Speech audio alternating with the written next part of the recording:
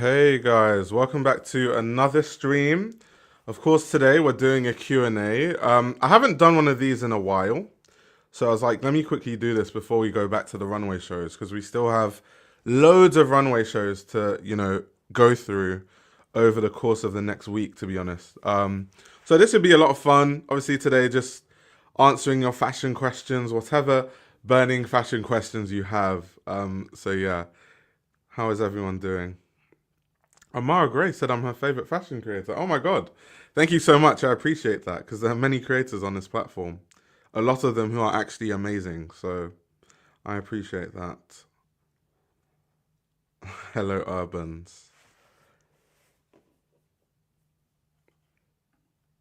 Imani, I'm looking forward to seeing what your spanner in the works is, by the way.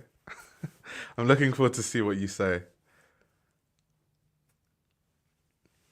Oh, just got out of class. Ah, that's cool. I always forget time zones because obviously in the UK it's like 20 minutes past 8 p.m. Let's see what Lamfaria is saying. What is your opinion about distressing? When is it appropriate? Good, bad? Do you have some examples? Oh, that's a really good question. I think, so me personally, I don't think distressing has ever really been something that I like that much. I do have some distress pieces, um, but I think distressing is good when it looks deliberate, and it's bad when it kind of just looks like someone actually ripped up your clothes with no thought into it. So I have some Rick Owens pieces that are distressed, but the way it's distressed looks like it was done on purpose. I think bad distressing is distressing that looks like a rag. It makes the clothing look like rags, from what I've observed. So that is normally in my mind, at least, when I'm like, okay, that's really nice distressing. It's normally that. Thoughts on Margiela at Hermes? Do you mean like in the past? Like you're definitely not talking about now. You talking about like Martin Margiela's time at Hermes. That's like a deep conversation that we can go into.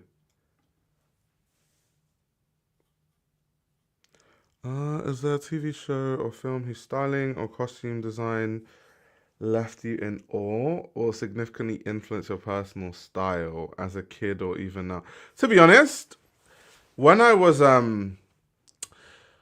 when I was a kid, I wasn't really influenced by movies, to be honest. I'm more of a film buff now as an adult. When I was a kid, I really didn't watch films at all, to be honest. I just listened to music and played sports. So, I mean, there are films that I've seen recently where I'm like, oh, the costume design is like really interesting. But in terms of in the past, not really. Because when I was a kid, I wasn't like famous films like Titanic and stuff. I literally watched Titanic for the first time a few months ago because when people are watching things in their childhood, I just wasn't doing that.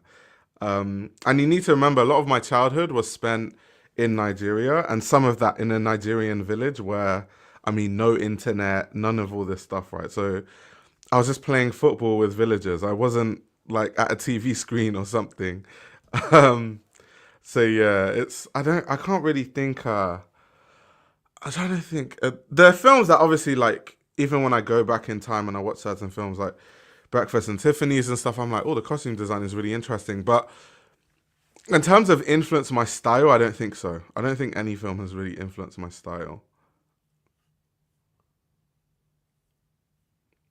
Why are some high fashion brands still selling pieces with unfinished hems? I guess if it's like an artistic thing, then it makes sense.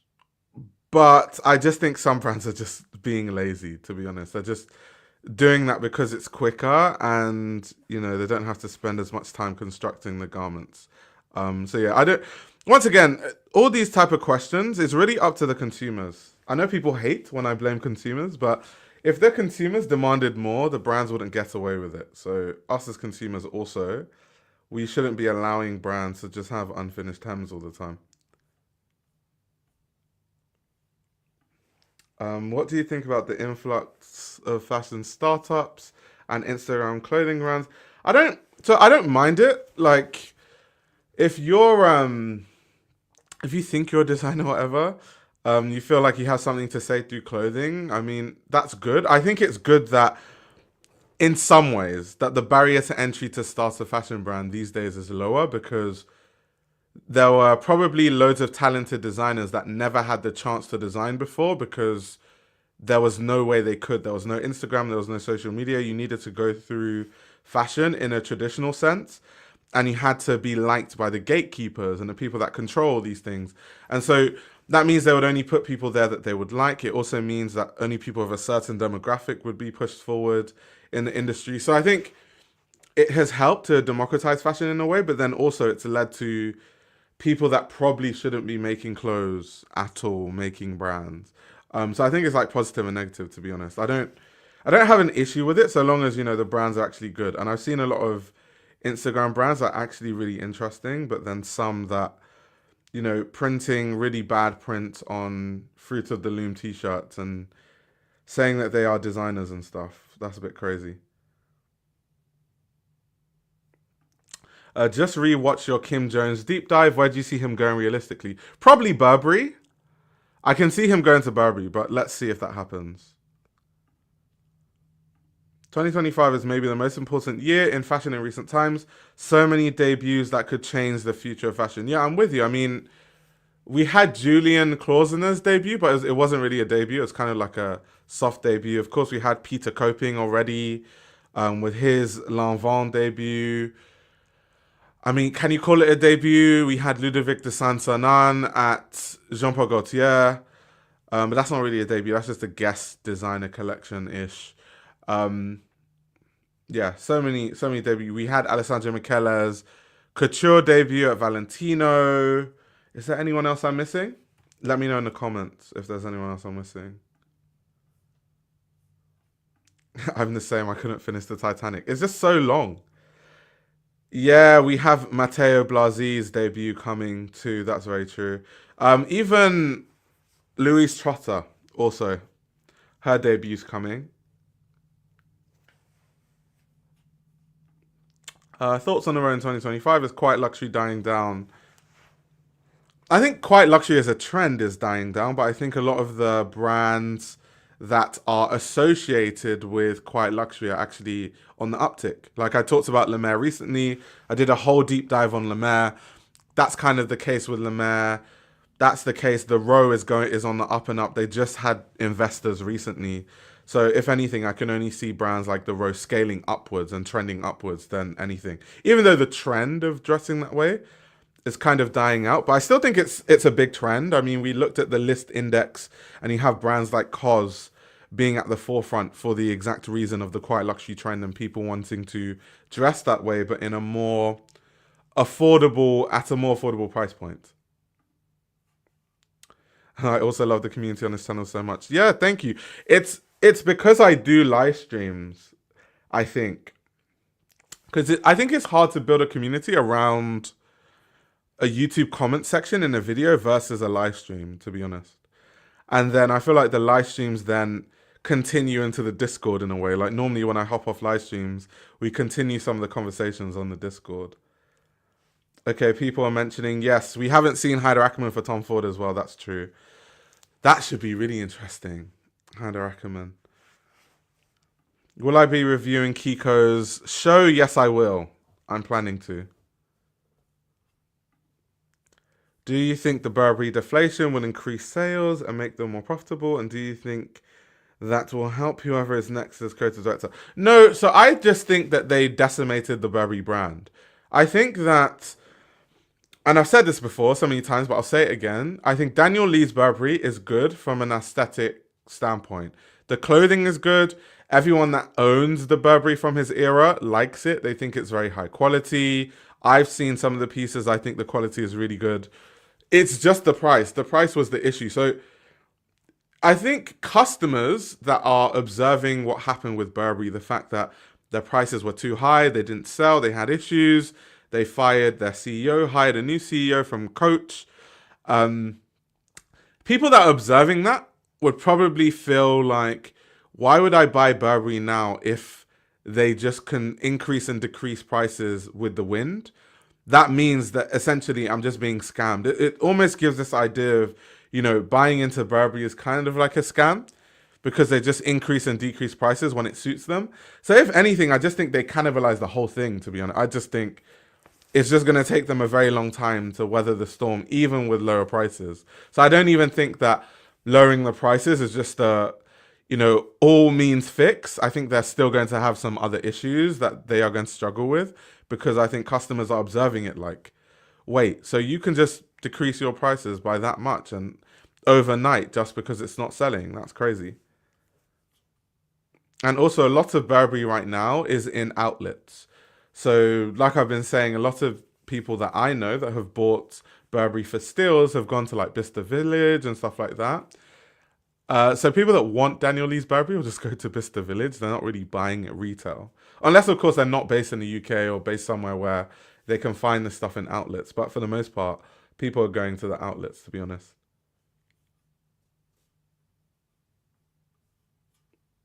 Oh yes, Michael Ryder at Celine. That's true.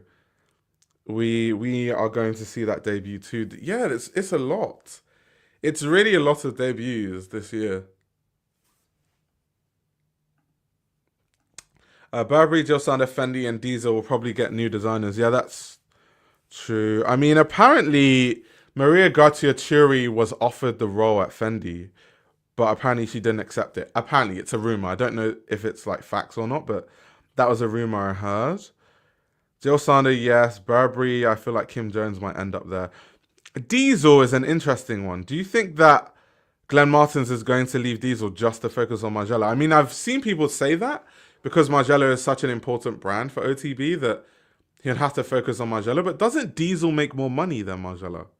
Or is it close? Maybe Margiela makes more because of the perfumes and stuff like that. But Diesel makes a lot of money. Diesel is definitely one of the brands that is high up on the list of what makes the most money for OTB, to be honest.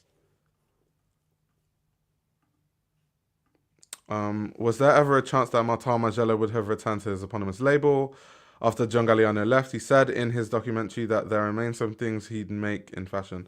No, so from the research I've done on Martin Margiela and the continued research, I mean, every time I go to Antwerp, he always pops up in like some new exhibition or something. Even the latest exhibition that they had in the MoMU that I went to in Antwerp, Inga Grognard, who is like a really famous um, makeup artist. She did makeup for a lot of the Antwerp Six members. She does makeup for Demnes Balenciaga. So on and so forth. But she's a legend anyway. She had a collaboration with Margiela Ish at the MoMU too. But anyway, that all of that aside, I think he wants to come back into fashion, but not through his eponymous label. I think he wants to come through different mediums. So there was a time, it wasn't too long ago, he had that sort of arts exhibition in Paris. I think that's more the vibe that he wants to do. He wants to kind of have these little capsules here and there where he'll like release stuff. But I don't think he's going to go back to the eponymous label. I think he doesn't even agree with the way it's run. Yes, he gave John Galliano his blessing because John Galliano talked in his parting message about how the reason why he felt so convicted to go to Margiela is because he had a conversation with Martin Margiela himself, and Martin Margiela gave John Galliano his blessing, so he felt like he was then able to put his vision onto the brand. But I think Martin probably looks at Margiela and is like, everything that I intended for the brand to stand for, it doesn't stand for that anymore. So there's just a big disconnect there.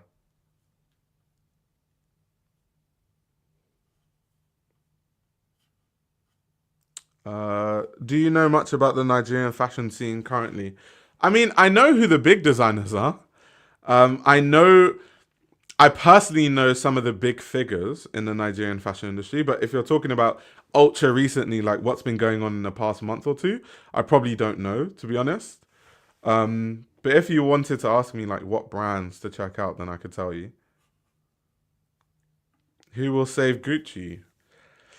That's a bit of a crazy question. I mean, right now, aesthetically, I don't know. They're in a weird place, but I just don't know that. I remember some people saying that Eddie Saman should go to Gucci. I mean, I can see how he could work and how he could bring a market to Gucci, but I don't really. Is that going to save the brand though? I'm not too sure about that. Do you think YSL should get a new designer? Oh, hell no. I think Anthony has started warming up. Obviously, I think he's had some really good collections in general. But over the past 2 or 3 seasons, whether you like the collections or not, whether they are to your personal taste or not, I've seen more buzz around the last three YSL runway shows than I've seen in a long time for YSL. So definitely not. I don't think YSL needs a new designer, if I'm going to be very honest. I don't think so.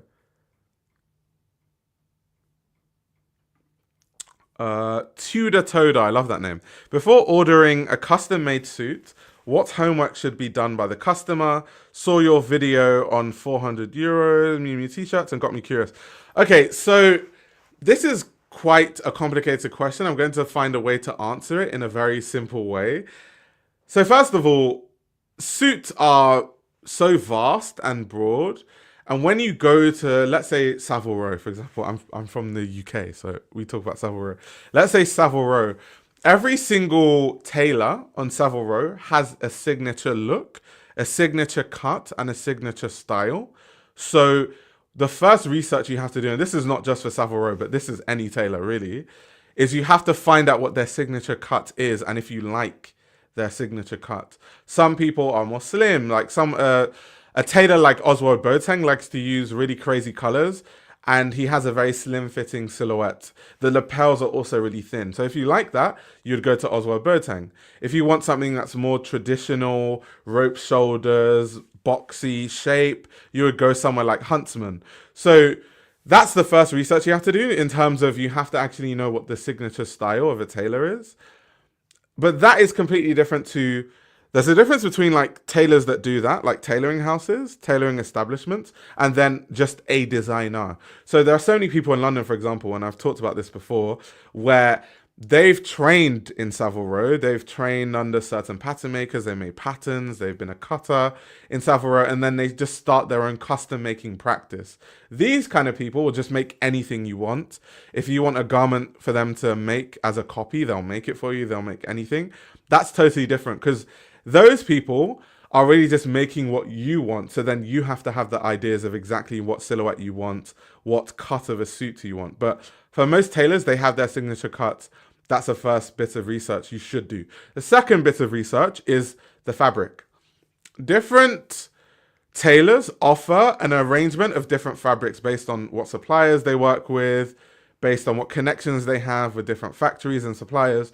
So different tailors have different ranges of fabrics that they normally use. Yes, of course, you can negotiate using your own fabric, but unless like you have good experience with that fabric, it's better to go with a fabric that the tailor uses, like one of their range, because they can tell you, because normally if you have a suit, it's for a certain purpose. Maybe it's to wear to work all the time. So then they'll be like, okay, this fabric lasts really long, it's durable, it's breathable, it's good for the summer, it's good for this.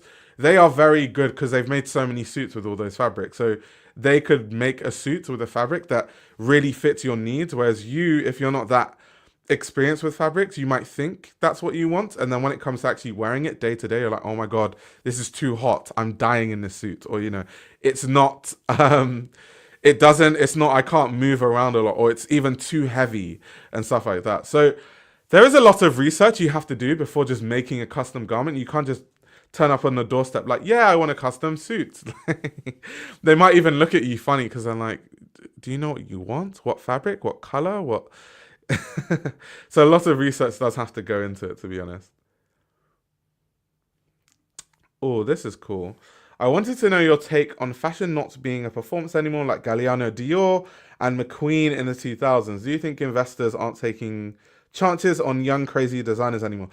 Yes. So you basically answer the question, but there's a reason why. There's a financial reason why. So if we go back and think of when these massive brands and conglomerates were taking a chance on young designers, young new designers, they could do that because there wasn't really much at stake. If you think of someone like Marc Jacobs was essentially the first ready-to-wear designer at Louis Vuitton, right?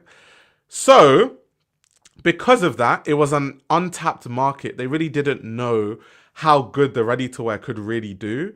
And so Marc Jacobs basically built the ready to wear business from the ground up to wherever it was. So it could have been not any designer because Marc Jacobs was really good, obviously, and he had iconic moments. But what I mean is any talented designer could have been switched for Marc Jacobs in the sense that it's not that hard to go from like the bottom to somewhere.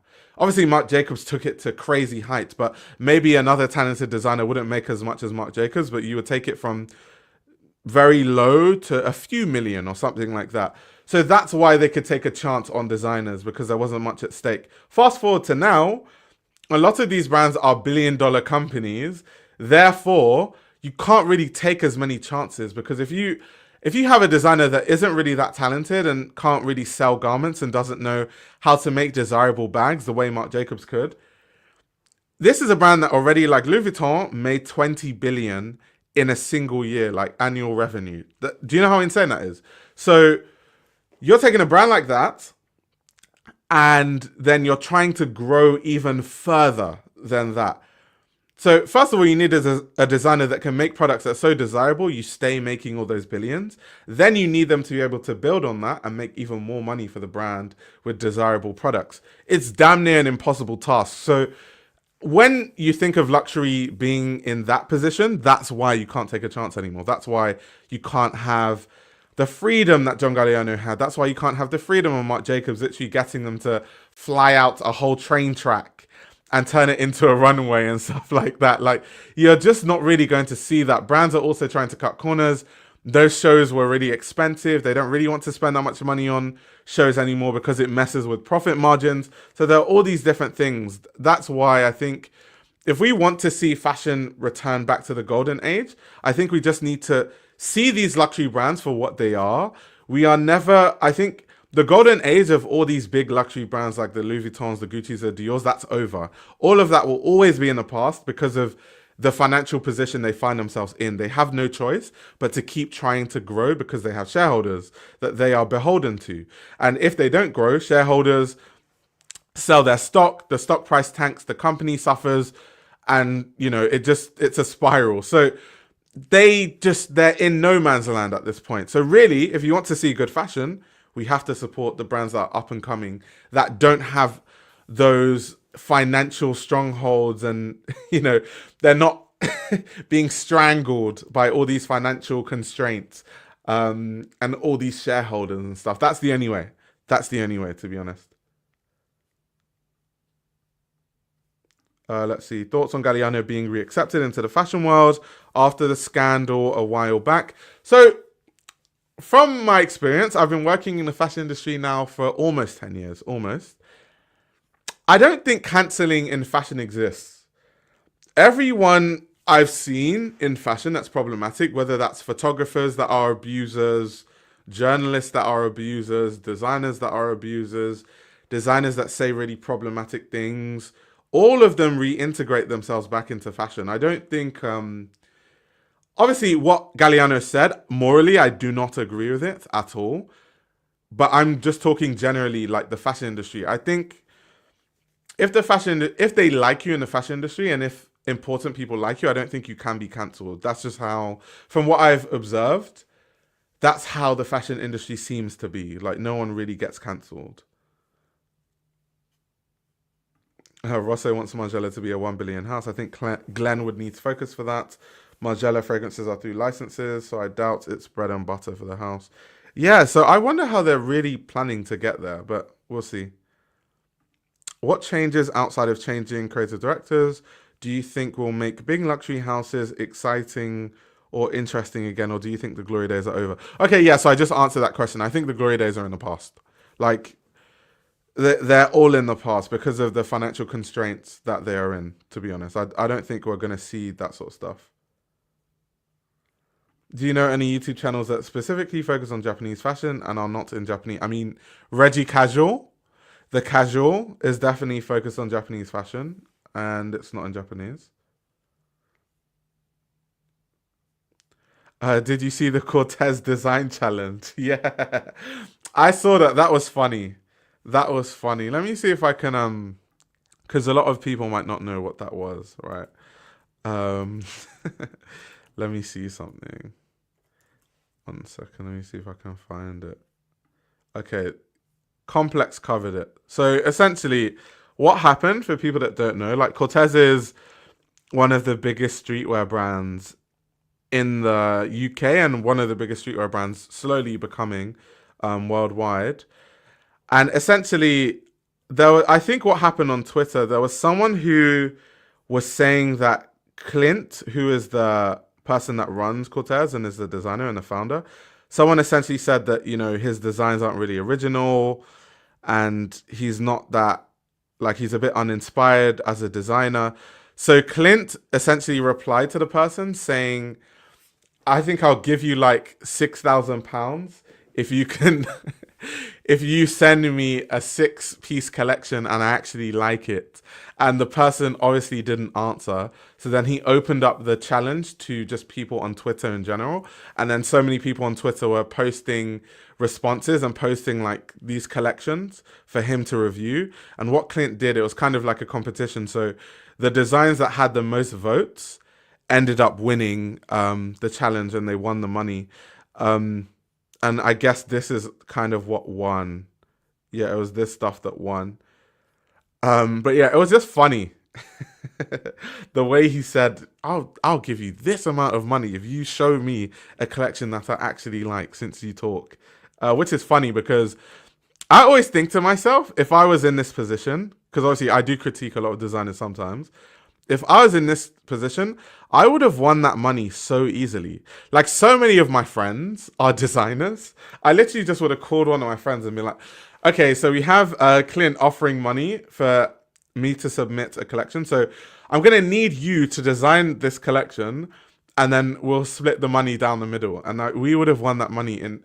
My friends are serious designers. So these are people that work at the biggest houses. They would have made this collection in like 2 hours. We would have run away with that money in like 2 hours. That's why I was laughing when I saw it, because I was like, I could not imagine if like they tried to do that to me. I would have collected his money so quickly. What are your thoughts on... Wait 1 second, let me get this off. What are your thoughts on Ludovic de Saint-Saëns Gaultier? I personally thought Ludovic de Saint-Saëns needed to be more well-versed in couture techniques. It felt like he copy and pasted embroidery on his already simple silhouettes. Yeah, 100% I agree. I wasn't the biggest fan of the collection, although I don't think every look was bad in the Ludovic de Saint-Saëns collection. Some of the looks were quite nice. My issue with Ludovic is that I just don't think he channeled Jean-Paul Gaultier very effectively, because Jean-Paul Gaultier to me is where playfulness and fun meets sexiness. I think Ludovic's sexiness sometimes veers to like let's get naked in Saint-Tropez type vibes. And he brought that to couture, which I wasn't the biggest fan of.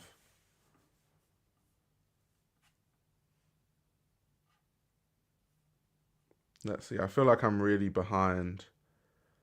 Let me try and catch up. Sorry if I skip some of your comments or questions, by the way. Luke is saying, also there are just less designers like Galliano and McQueen around now. The kind of fashion education they receive and fashion culture they grew up doesn't exist anymore.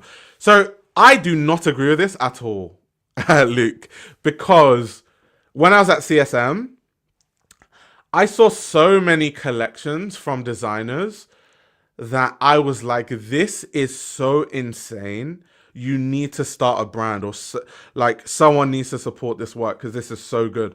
Unfortunately, a lot of designers that I felt that way about, some of them had no intentions to start a brand and they won't. And I understand, because financially they can't afford to. And then secondly, they just work for brands because financial security, once again. So they use that as a portfolio and then work for brands, and then those ideas never get developed. That's very different to Galliano's time or McQueen's time, when literally Galliano had his graduate collection and everyone was talking about it, and the chatter went to Anna Wintour, and then Anna Wintour started whispering in Bernard Arnault's ear that there's this guy called John Galliano, you should really check him out, you should hire him at some point. Fashion just doesn't function that way anymore. Fashion is, I don't care how good you are as a designer, in today's fashion landscape, there's no graduate designer that's just going to go straight from a graduate collection to a house like Dior. Well, not that Galliano went to Dior, he went to Givenchy, but still, I don't even think that's going to happen now. Um, I just don't think the way the industry functions now, that's possible. Because once again, the money that they're playing with, they can't take risk like that anymore. So I don't agree with that. I definitely see a lot of designers' work that I'm like, this is actually really, really amazing.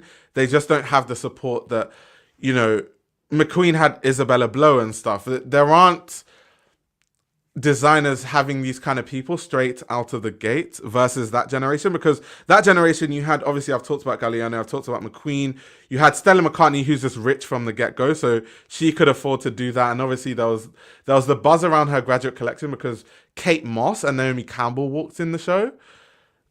Like, I just think it's just a different fashion climate right now, if anything. I don't think it's to do with designers not being as good. I don't agree with that.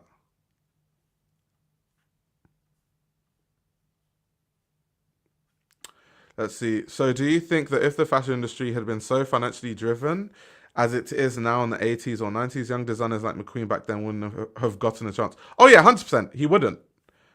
He wouldn't, because it would be seen as too risky to put someone like McQueen, especially the themes that McQueen used to talk about through his shows, especially the early shows, which are very, you know, violent in nature and dark and, you know, talking about themes of war and death. And I just don't think there would be a space for that sort of stuff with McQueen. I don't think so. I don't think so.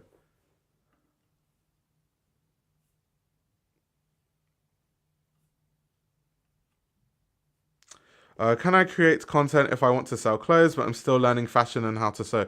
Oh, yeah, of course.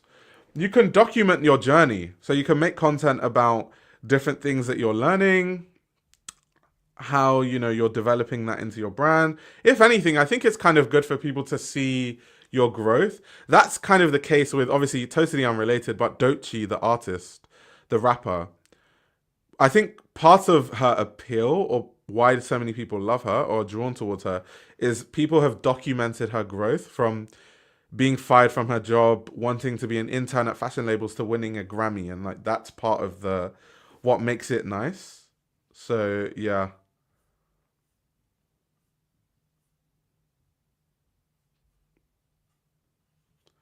Where do you wait? Sorry, what's this question? Where do you think Galliano is going? Sorry if you answered. I have just tuned in. Um, John Galliano, John Galliano. I don't actually know. At one point, people were saying that John Galliano was going back to Dior. Of course, that's probably not going to happen. It's probably going to be JW Anderson. I think there's a slight possibility that John Galliano could go to Fendi. A slight possibility, because that's a big house. I think John Galliano has been craving to design a really big house. I always wonder what his relationship is with LVMH. I know it's been a lot of time and stuff, but I don't know if there are many big wigs in LVMH that don't like him because of the situation that happened, or if it's just too controversial for LVMH to touch. So Fendi is definitely on the cards. That's about it. I think Burberry, people are saying Daniel Lee is leaving Burberry and stuff. I can't see John Galliano at Burberry. I just don't see how he would want to go there, to be honest. So with John Galliano, I don't really know.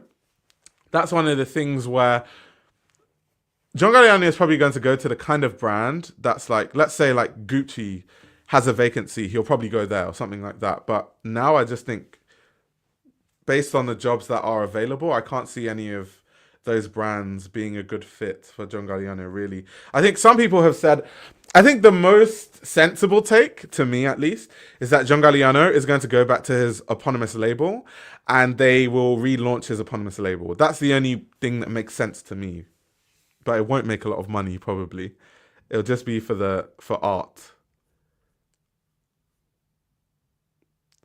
Fashion culture is dead. We need to find new patrons. Isabella Blow and Andre Leon Talley. Yeah. So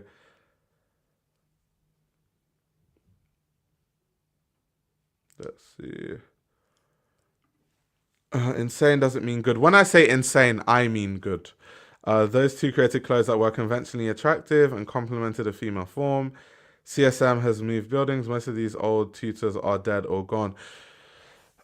I first of all, I don't think you can say all of Galliano's codes complemented the female form. I don't agree with that.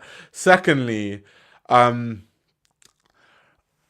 no, there are many designers at CSM that make clothing that is very complementary to the female form. You just don't see them because their collections are not broadcast the way that they're not on Vogue Runway. They're not being covered by journalists and stuff. And a lot of these people didn't develop their work because immediately after university they go and work at brands because there isn't the same ecosystem to help build these designers. So yeah, the problem is capitalism. I agree with you there. He said, "I will die on this hill." Don't die on that hill, Luke. There are some very, very good designers that I've seen. They just don't have support and they stop designing. I've seen so many of them over the years. Um, you can die on the hill if you want to, but I don't agree with you.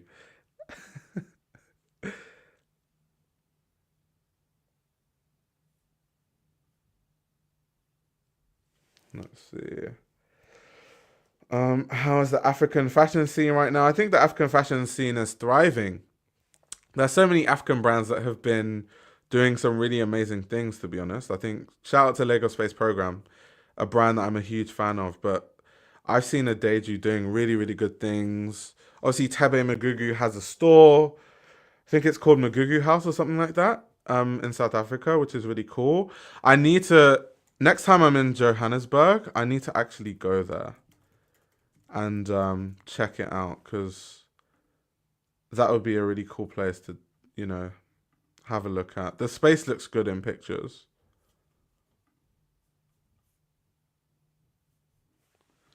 Fight for your right to be an artist. No one will ever give it to you ever. Yeah, that's true.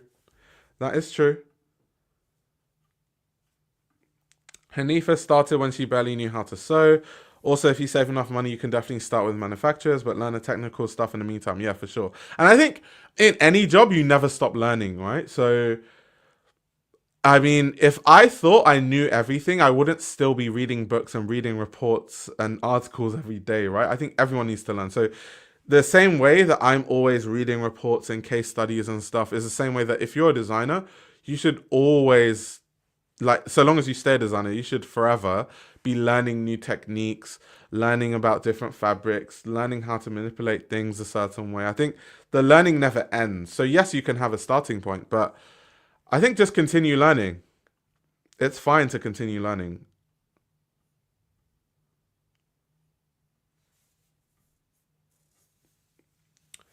Let's see. Let me skip some of these. Artisanal in the Galliano vote. Artisanal. I love when Galliano says that. What's famous designer from before the 2000s could make it in today's environment, according to you? Josanda, do you mean Holston when you said Alston? Versace, what are the skills that translate from one era to the next? So, if I think of designers from the past, a lot of these designers are still alive, to be honest. But designers who can capture an audience now, most of them, to be fair, like Alaya definitely could easily because I think who makes clothing that is sexy but forward thinking? I think so many designers try it, but the forward thinking nature of it and the couture techniques are missing. So there are people that make clothing that quote unquote look sexy, like Ludovic de Saint-Saëns is an example, but there's no, the skill is lacking there. Whereas Azadine would just, yeah, so Azadine Alaya would decimate this scene easily. If anything, I think most of them would because fashion, the top of fashion these days is so uninspiring that a lot of customers would be captivated by how innovative a lot of what those designers are doing. So the likes of Alaya, the likes of Cristobal Balenciaga would easily be big now. Um, like Cristobal Balenciagas would be worn by first ladies and stuff. That those are the kind of people that like Kate Middleton would be wearing Cristobal Balenciaga's work if he was designing now. Um, I'm trying to think. Most of them could, to be fair. Christian Dior probably wouldn't work. Some of his silhouettes are a bit. If I'm thinking of 2025, a bit dated. Even though I like Christian Dior as a designer, I don't think it would work. Yves Saint Laurent would definitely work. Yves Saint Laurent easily. Um, a lot of them would work, to be honest. We could go on forever. I think a lot of their skills would translate. A lot of them would translate.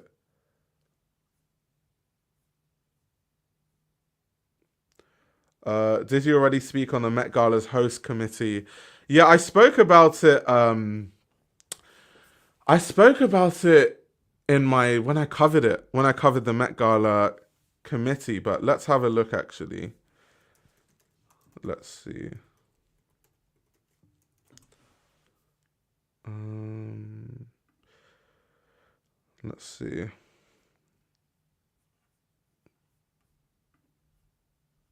Oh, sorry. Apparently there are updates to it. Okay, that's cool that you brought that up. Let's have a look.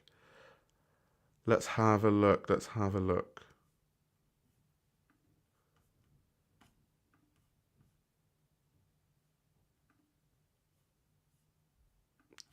So, Dapper Dan, Shakari Richardson, and Usher announced as members of the Met Gala's host committee. Alongside announcing the host committee, which includes notable figures, the Met also announces a dress code for the prestigious evening. Yeah, so okay, what I was thinking about was the co-chairs, sorry.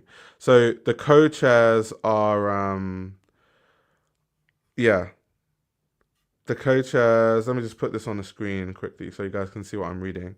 So the co-chairs are Lewis Hamilton, Coleman Domingo, ASAP Rocky, Pharrell. And then you have an honorary chair who's LeBron James. So that was what I covered. That was definitely what I covered. They said each of these individuals will preside over the evening's festivities.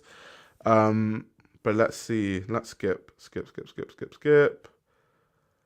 Okay, so committee members include Andre 3000, Chimamanda Ngozi Adichie, Simone Biles, Jonathan Owens, Grace Wells Bonner, Jordan Castile, and Dapper Dan. Artist Dochi, Ayo Debris, Edward Enningfall, Jeremy O. Harris, Brandon Jacobs Jenkins, and Rasheed Johnson. Okay, Regina King, Spike Lee, Tonya Lewis Lee. You know what? Olivia Risteng, Tyler, Usher. I'm not going to lie, they have a good lineup. I'm actually quite surprised that the lineup is that good, to be fair. Um, yeah. I definitely think I'm quite surprised that the lineup is that good. They've got some people that are very like Chimamanda. I mean, like all these kind of people. Spike Lee. These are people that know about the history of like black fashion, definitely, and would have studied it. Spike Lee through film. Chimamanda in a literary sense. Grace Wells Bonner, who a lot of her research in her collections are around those kind of topics. So if anything, I think they have a good lineup. Some of the athletes, I don't really know where they come in, but some of the decisions, I'm like, okay, that's cool. That makes sense. That makes sense. Lucas saying, do you not think it's a total contradiction to say that there are still many talented designers around, and in the same breath that fashion is now completely uninspiring? Talent emerges in spite of money. No, Luke, it's not a contradiction, and I'll explain to you why it's not a contradiction. The reason why I can say that Balenciaga would dominate in this era is because Balenciaga has a huge body of work that I can reference in my head to be like, let me compare it with designers that are at big houses now. Okay, cool, he would decimate them. The designers that I'm talking about that are talented don't have, they're not in vogue like Cristobal Balenciaga was. They have no name, they're not prominent. This whole, talent emerges in spite of money is not really true, because you need money for talent to emerge. The only reason why John Galliano and, McQueen emerged is because they had people that supported them, and that's where the money comes in. Without patrons, you can be as talented as you want. If you're not from a rich family, your work is just going to go unseen forever. That's just how it is. Like even Balenciaga had patrons. I mean, you can't. This whole talent emerges in spite of money is just not true. That's not true.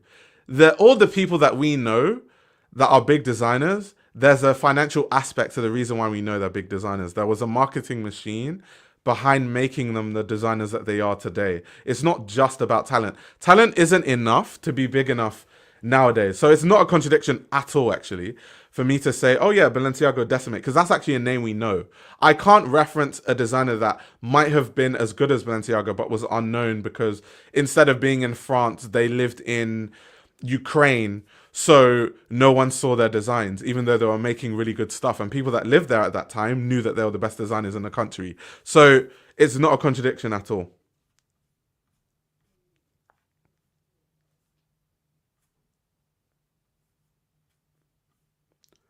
Um, let's see. I'm trying to keep up with the comments. So we don't need more talent. We need more sugar mummies and daddies.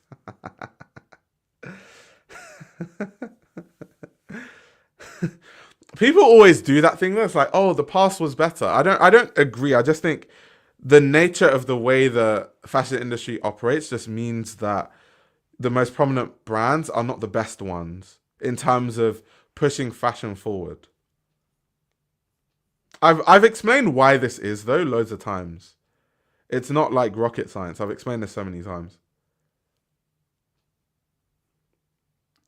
But why then are the sponsored people talentless? Because so you need to remember that in like Cristobal Balenciaga's time, his patrons were people that appreciated a designer that was revolutionary and pushed fashion forward. Nowadays, people that have a lot of money don't really value stuff like that. What people that have a lot of money now value when it comes to fashion and business is just money and profit, and that's it. Whereas back then, people actually cared about, okay, we're trying to make a profit, but we're also just going to allow you to be, as creative as you need to be, right? So it's just different. It's just different. It's not like talent doesn't sell, it just doesn't sell billions.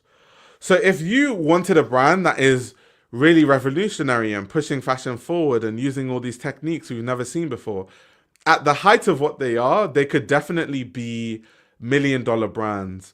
But to make a brand $1 billion brand, you have to water it down. You have to almost decimate it.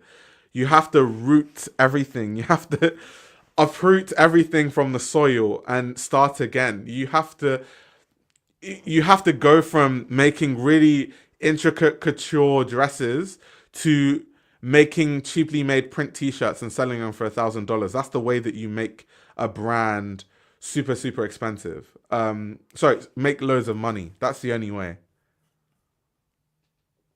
So it's not like talent doesn't sell. Talent can sell, but talent is not going to create $1 billion brands. I think the problem with this kind of conversation is the way that we see fashion. I think the biggest issue is we expect talent, or we are expecting the best talent to be at the biggest houses. But I think that's the wrong way to think about it, because in the golden age of fashion, at the height of all these couturiers, none of these people had $1 billion brands. They just made the best clothing that they could make, and they didn't really make loads and loads of money. The only person that really made loads of money was Coco Chanel, and that was because she was good at business and she had like perfumes and stuff. But apart from that, couturiers weren't really making loads of money. It was more about craft. Everyone appreciated the craft collectively. I think we're just looking at the wrong places.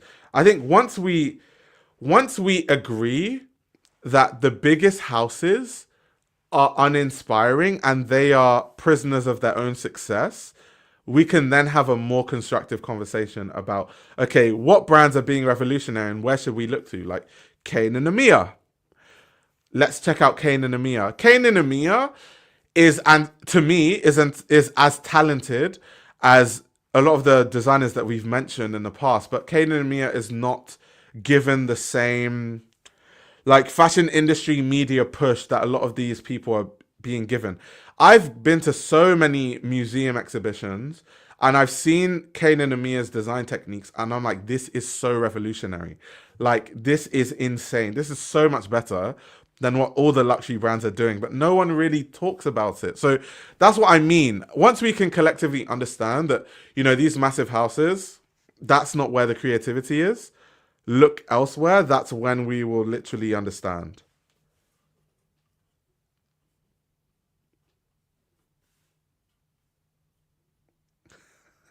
Someone's saying Chanel went through hell with that licensing. I mean, the Wertheimers basically took Chanel from under Coco, and they're like, we'll let you stay at the Ritz." Let me not even get to the history because Chanel history is insane.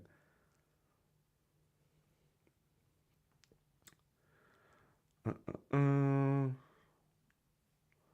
we should all look to 5'4" Bulgarians. I know you're talking about Kiko Kostadinov.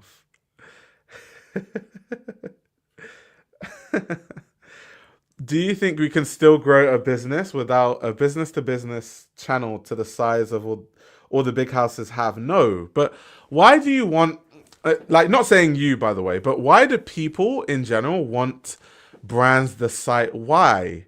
Why do people want to build brands that are $20 billion brand? Like, why? Why is that people's goal? Like, well, definitely you can't grow business to that size without a business to business channel. Definitely not. But why is that like the goal for a lot of designers? Exactly this. Innovation is only interesting to investors if it can guarantee profit. So I just think, yeah, sometimes these conversations aren't very helpful because I feel like the basis of these conversations is on the basis that creativity still happens at these big houses, but it doesn't really. It doesn't.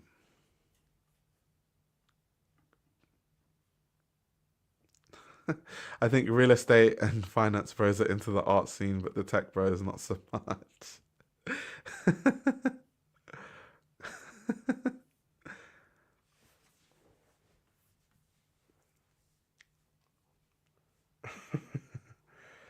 Can someone explain what business to business means? I forget. Business to business is just like channels where business sells to another business. So for example, like wholesale, right? Wholesale instead of selling directly to consumers, those kind of deals. Collaborations between businesses, that's business to business. Sorry if you have asked this question, if you've been asked this question before.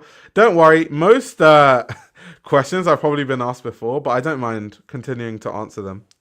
But do you think Brexit has or will have a significant impact on newer fashion brands starting up in London? Oh, it already has. I literally have, if you type in the YouTube search bar, Fashion Roadman Brexit, something would probably come up. But yeah, Brexit decimated the UK fashion scene. Like, that's just what happened. London Fashion Week died because of Brexit, because it's too difficult for a lot of models to come here now because of the paperwork. It's too difficult. It's too much hassle for buyers to come to London because of the paperwork. Reason being, right? Before, if you're a buyer or you're a model or just any fashion professional that needed to that was coming to Paris Fashion Week, you would get the documentation for you to travel within the Schengen zone, right? Within the EU zone. That's normally how they get the visa for the EU. So then you'll be able to use that visa within that time to travel from London Fashion Week to Milan Fashion Week to Paris Fashion Week. But now, if you want to go to London Fashion Week and you don't have like a UK passport or whatever, there's extra paperwork that's required. So because of that, people just, it's like, it's too much hassle, forget it. So now people just skip London and just go to Milan and Paris because you can still travel between the two places. So a lot of fashion press, especially, do not go to London Fashion Week anymore. Of course, yes, in London we have a strong like fashion press base here. We have a lot of magazines here, but the international press is lacking at London Fashion Week. So I think it's decimated. That's why almost every London-based designer now, the second they can, they all go to Milan or Paris, and every Paris Fashion Week they always have showrooms there, and they would rather have a showroom in Paris than show at London. So if anything, our fashion scene is almost like close to destroyed because of Brexit. And then there's the issue with fashion businesses. Like we've seen a lot of places, like whether that's Matches, obviously go through what they went through. Same reason, Brexit, import tariffs and export tariffs, which means it's more important for Europeans to buy things from UK based companies. Therefore, they can't really compete price wise with EU based stores, and therefore they kind of get forced out of business. So, from in every side of the fashion industry, Brexit destroyed it in the UK.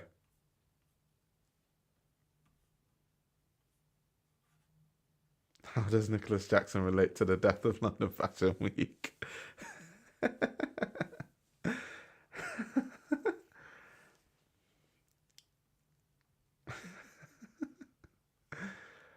Oh my gosh.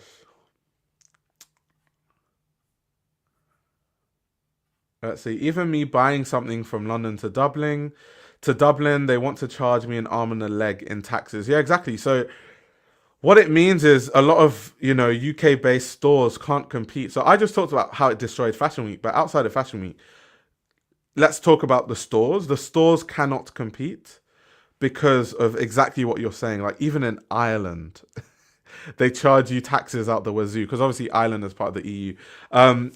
Then also you have to think of designers themselves. If you're a designer and you're based in the UK, those same import and export duties apply to you too. So every time someone buys your stuff in the UK, your stuff basically has to go through that, and then it's expensive for the end consumer. So you cannot compete once again with brands that offer what you're offering at the same sort of price point because yours always ends up more expensive. So yeah, that's why everyone I know personally that is serious about starting a fashion brand left the UK. Like I have friends that moved to Italy to start their brands. I have friends that moved to Paris. A lot of people move from London to Paris actually that work in fashion for that exact reason. I have friends who moved to Berlin to start their fashion brands. I have friends that moved to the US to start their fashion brands because it just business wise, the UK is actually one of the worst places to run a business. And the main reason is because the UK is such a tiny market. Like the UK is literally not as big as California, I don't think. So the UK is not even as big as one state in the US. So think of how tiny that market is. And so your customer base for people that aren't beholden to these taxes is so tiny, and then anyone outside of that market has to pay all these fees. Of course you can't compete. So like if I had a business moving forward, I'm not operating it out of the UK, of course not. I'm probably going to operate it out of Ireland, because if I operate it out of Ireland, then I have access to the EU at least. So yeah, Brexit to me definitely destroyed the fashion industry. And whatever isn't destroyed is being destroyed slowly. Like most of my audience is from America, this is one of the big reasons why I haven't relaunched my magazine, because it was so expensive. Because I was so adamant that I don't want the end consumer to feel the cost. So I absorbed a lot of the cost, but it just made for a business model that isn't really viable. So I was like, okay, if I re-release this magazine, it has to be in Ireland or through somewhere else or through the US. It cannot be through the UK because it just doesn't make financial sense. And I run a magazine, so I've talked about so many different businesses, from people that run brands to me that runs the magazine to, stores to Fashion Week itself.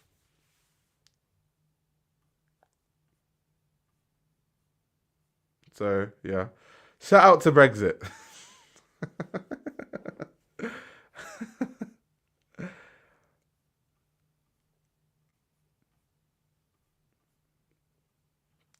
Yeah, almost all my customers are from America. Yeah, shout out to the UK though. They love to shoot us in the foot when it comes to these things. Fantastic government, by the way.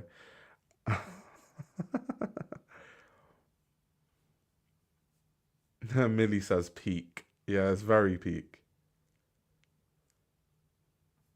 But yeah, can you imagine like the advantage that an American designer has over like a designer in the UK. Because already being a designer in America, you have the whole US audience available to you, and they're not paying. If you're selling within the US, which already is a humongous market compared to the UK, these people don't have to pay like taxes on, like, obviously VAT and stuff like that is different, but I'm talking about like import taxes and stuff. They don't have to pay that. So already you can charge less. Then you can charge less on so many other different fronts. Like, yeah, it's hard to compete. Yeah, Lanfari said y'all voted for it. I mean, I didn't vote for it. I voted to remain in the EU. But yes, collectively we did vote for Brexit.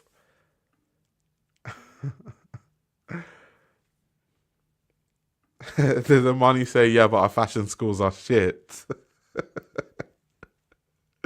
If we can even call them fashion schools. I don't think American fashion schools are that bad.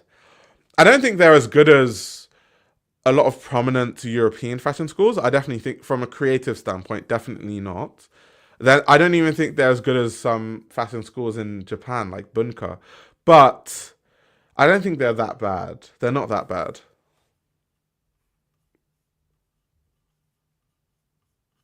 I don't think they're that bad. I think that's a bit overblown. Some UK people will be thinking they start some trends in America when it's too small to start trends in America. Yeah, I mean the UK is culturally is not significant enough to start trends in the US. It just is what it is. Like, I've heard some people from the UK say that we started Air Force Ones, which doesn't make sense because Nike is an American company. It doesn't actually make sense. And that's just my unbiased take. But yeah, I think some people are just very biased to where they live and like, oh, we started this. I think it's a bias that a lot of people have.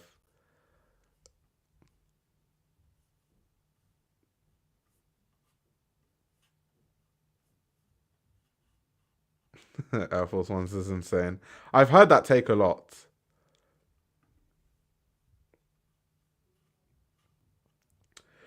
Yeah, like Central C saying that he made people wear Nike Tech Fleece.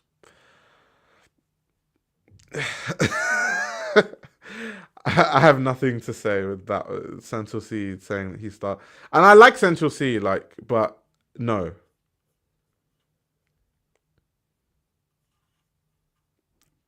The American hegemony pronunciation of Nike. Just no, I pronounce Nike the way it's supposed to be pronounced, in the sense that Nike is named after the Greek goddess, right?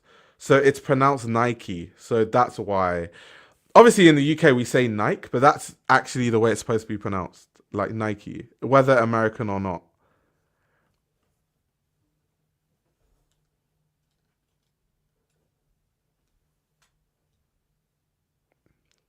Central C said he started and popularized the Nike Tech fleece. Yeah, I don't know what Central C was talking about with that one. I saw it.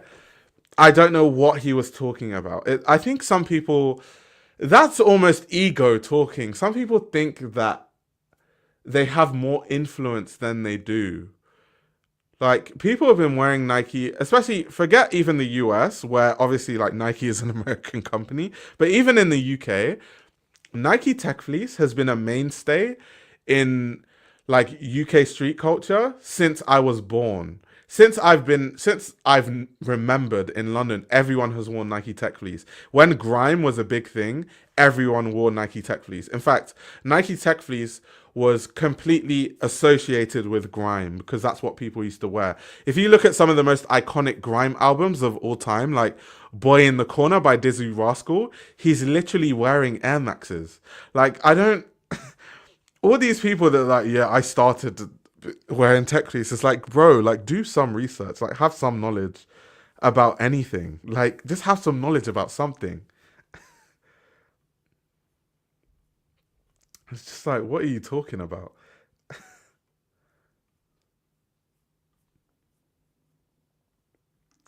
Is it Adidas or Adidas? It's Adidas. Adidas.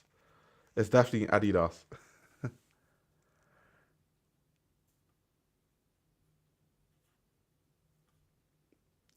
Someone said it's like when the UK claimed drill rap. Yeah, I mean, drill once again didn't originate in the UK. However, when it comes to drill, I do think that UK drill ended up over time being the biggest drill like worldwide, but we didn't create it though. But it definitely ended up being the biggest. Like I feel like UK drill became bigger than drill from anywhere else, even Chicago. Like by if you look at how many streams UK drill artists used to get versus drill artists from anywhere else, their YouTube views and stuff like that, they definitely ended up being bigger. But yeah, it didn't originate from the UK. So I get them claiming it in terms of, them saying that, oh, we made drill more popular and stuff like that. But you didn't make it though. If it was a conversation of them making it, it didn't originate in the UK. But if it's a conversation of like stream numbers and stuff like that, then yes, the UK can take that.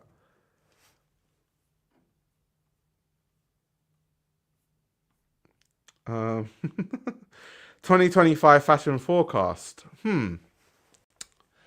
2025 fashion forecast. What do I think is going to go on? I mean, we talked earlier about the fact that there will be many debuts in fashion and there are many coming.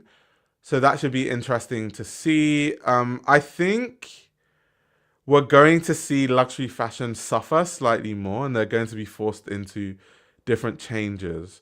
I think this conversation around luxury losing its luster is really building steam in 2020. Well, it was building steam in 2024, and I think in 2025 it's only going to build more steam. And I think with that, we are going to see brands really forced into making tough decisions. I definitely think that's something we're going to see moving forward.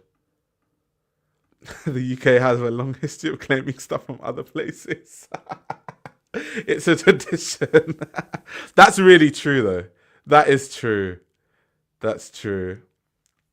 UK drill. UK makes great drill beats. Yeah, there was a point in time when a lot of the producers for New York drill artists were actually UK producers.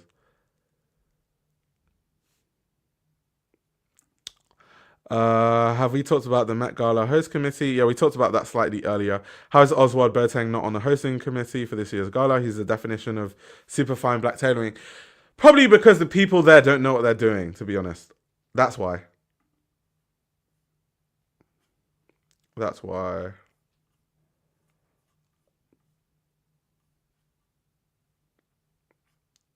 Who from the UK is bigger than Pop Smoke or Chief Keef? Um, no one. Well, Pop Smoke. There's a few artists bigger than Pop Smoke. To be fair, Chief Keef. I'd have to do some research. However, those are two people. When I talk about the UK, like drill scene, I'm talking about collectively stream numbers, not just like two or three prominent figures. Like if you were to add up all the drill artists in the US and their streams and then the UK, you would see that actually the UK has higher stream numbers, which is actually insane because once again, the UK is like a small market. But there was a time in UK like rap, not so much now, but there was a time when almost everyone wanted to be a drill artist. So every single song that was big from the UK was a drill song.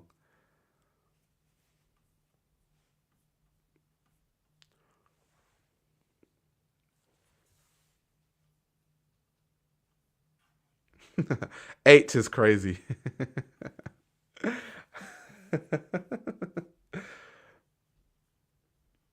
That's jokes.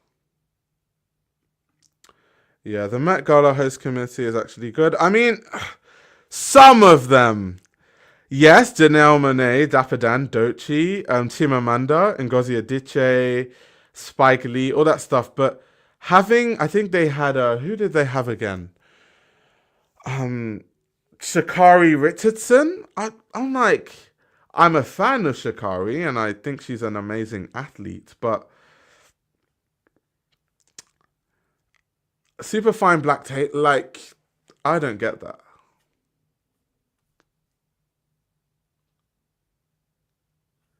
I just saw a video talking about how Chief Keef, despite pioneering drill, is not as big as he should be.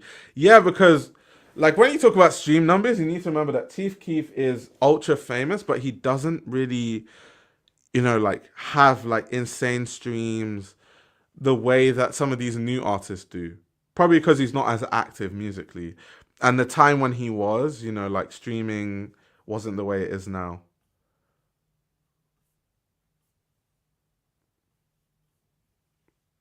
Yeah, also Tyler. Yeah, I don't know what Tyler was doing there either. Yeah, what is Tyler doing there? I don't really know that.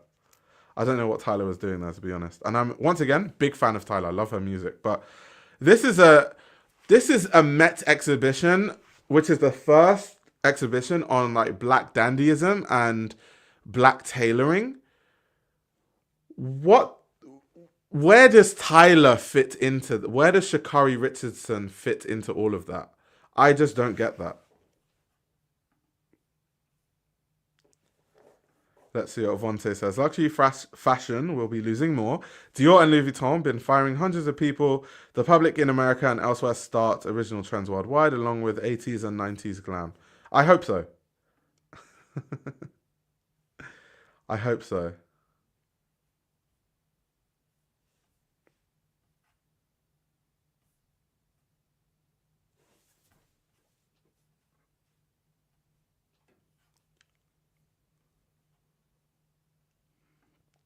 Millie says, "What music did you listen to when you first started interning? When you were in your teens or 20s?" Oh, that's a while ago.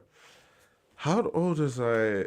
I mean, when I first started, like my first internship, I think I was 17, 18ish. So that was almost 10 years ago. What was I listening to 10 years ago? In 2015 time.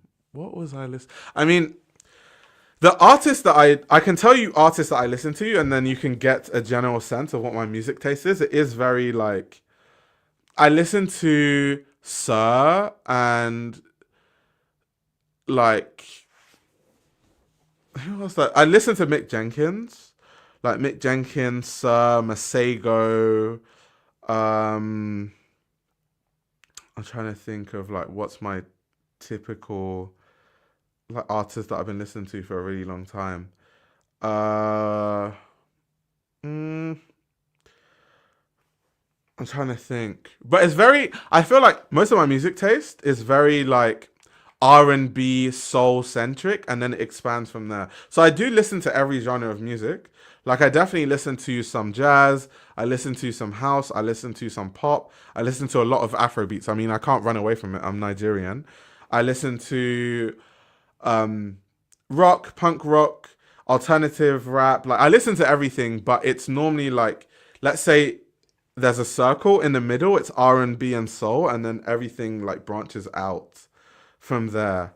Um, so yeah, that's kind of what my music taste is. So back then, I can't tell you exactly that 2015. I probably can't remember, but it would have been around. It would have been along those like R&B soul vibes. To be fair, um, but yeah, you guys don't want to see me singing along to my R&B music because I have a terrible voice. That's why normally when I sing along, I just put my headphones in so I can't hear myself. You say my favorite album is Brat. To be fair, Brat was a good album though. It's a good album.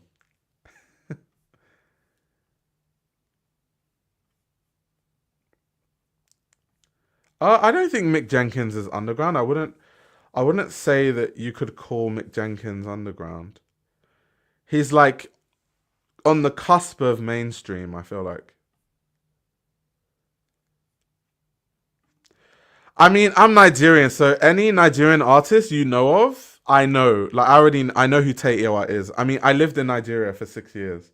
So if there's any Nigerian artist you know, I can rest assure you I know who they are.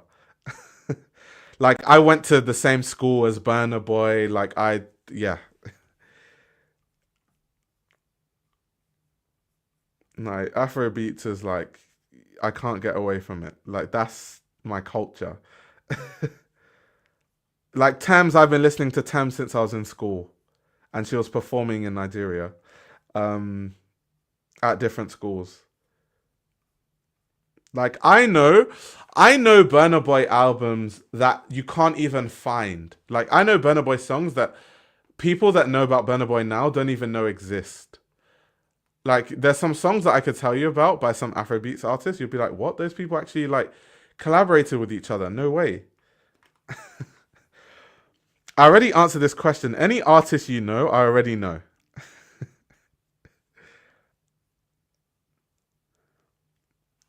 Yeah, Fela Kuti is a legend, by the way. Fela is an absolute legend. Do you worship our Lord and Savior Lancifo?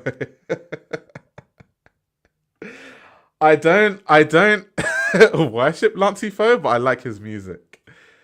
Everyone knows about Jodeci though. Jodeci is a classic. Everyone knows about Jodeci. Davido is not low key born rich. Davido is high key born rich. I mean, Davido's first Davido's first mainstream song is Dami Duro. And literally in Dami Duro, he says, Emi Omo Babalo. That literally means I'm the son of a rich man. So high key, not low key. He's definitely not low key rich. Like he's high key rich. He sings about it, how rich he is.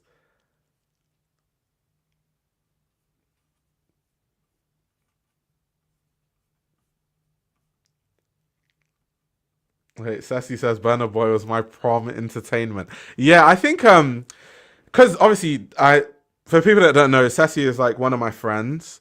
Um, so yeah, Sassy. What people don't understand is that when you grow up in Nigeria, like when you go to school in Nigeria, how artists come up normally is they become kind of big, they build a buzz, then they start performing in like schools, and then after they perform in schools in Nigeria, then they then start getting bigger ish. You might see them on the radio in the UK first, then you might see them in New York, and then they go mainstream.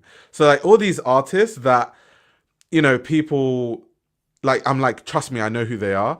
Like all the likes of Burna Boy, Wizkid literally performed in my school. Like One Day Cole performed in my school. Like all these artists performed in my school. So that's normally how it goes.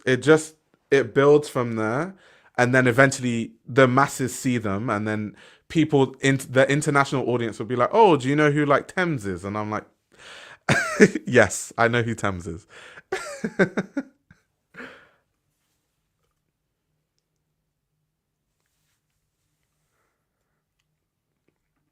Yeah, I know. Americans do call Davido Davido. It's fine. Americans can American. It's fine. Davido. That's what Americans say all the time, but it's Davido. But I understand that it's not easy to say it the Nigerian way, like Davido. It's hard for people to say that phonetically. Um. So yeah, I get it. I get it.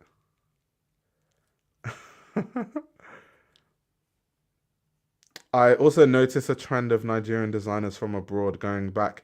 I mean, that's the same reason why Nigerian musicians that were part of the diaspora went back to Nigeria to see success. It's like the same.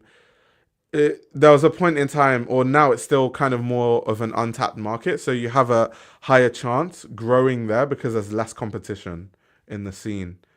Exactly what you're saying. Yeah, yeah, to be based in Nigeria to build more buzz there. Yeah, exactly. Exactly that.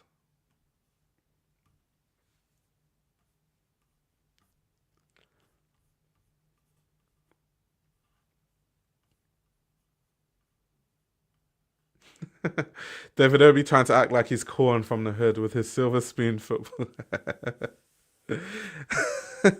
Nah, David O, I don't know why he does that hood thing where he tries to act like yeah, I used to be in the hood in Atlanta, man. I don't know what that's about, but he is like from the 1%. He is rich rich. And he doesn't hide it either. He is very open about how rich he is. I want to be petty. Who do you think shouldn't be invited to this year's Met Gala? Especially with this theme, I'll go first. The Kardashians. Oh, that's messy. I'm not gonna touch on that. I'm not gonna touch. That is very messy, actually. I'm not gonna touch on that.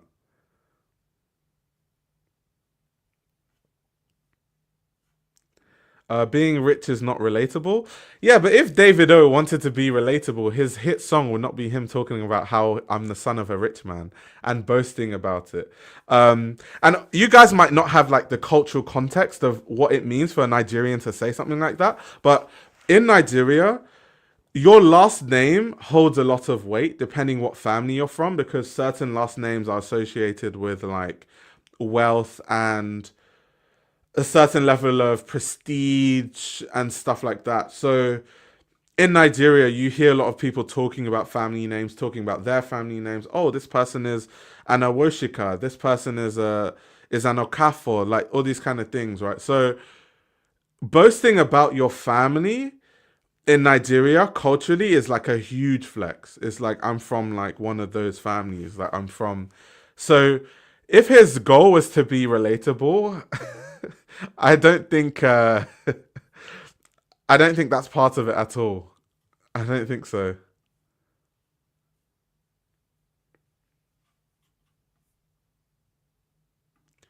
Can you speak on how so many alternative artist crowds, often coming from moneyed backgrounds in Nigeria? Yeah, so without mentioning names, um, something that I've seen is there's like an alternative scene in Nigeria, and I do find it a bit disingenuous because Nigeria is a very conservative country. It's a country where it's illegal to be gay, for example.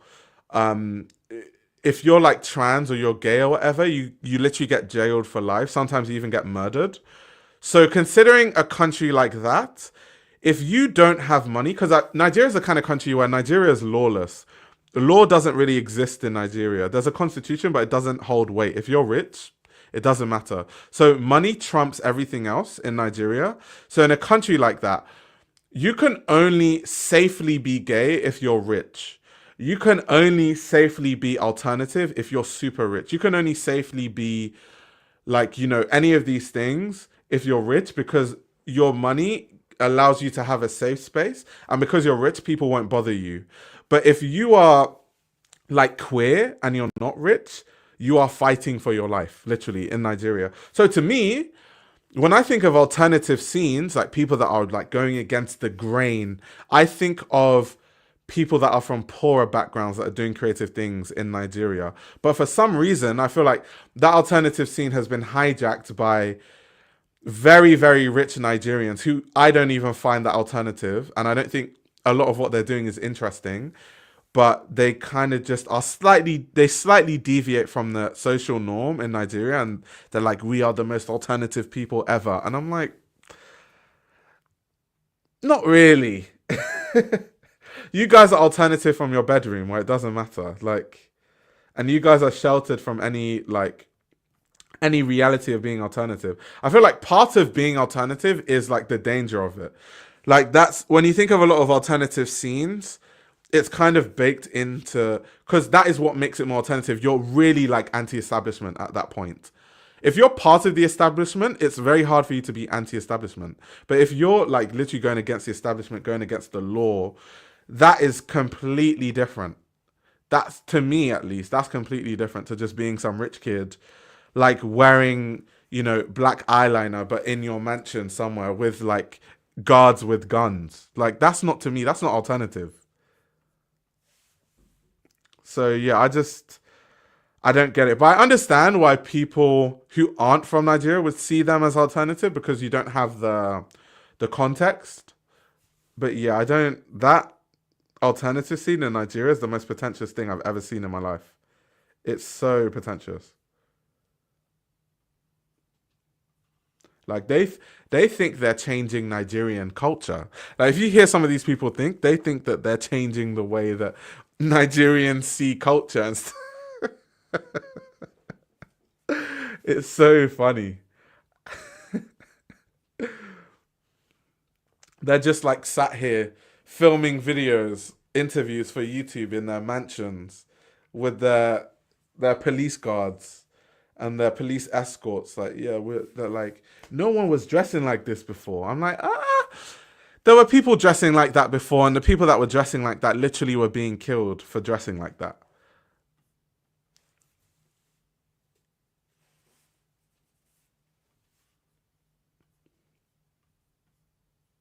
You should have seen the NSAR stuff with the rich politicians' kids. Yeah, of course I saw it. I mean, yeah. To be honest, I don't take a lot of them seriously, to be fair. I just think a lot of those kids are really, like, those rich Nigerian people, they're just out of touch with reality. I don't take a lot of them serious.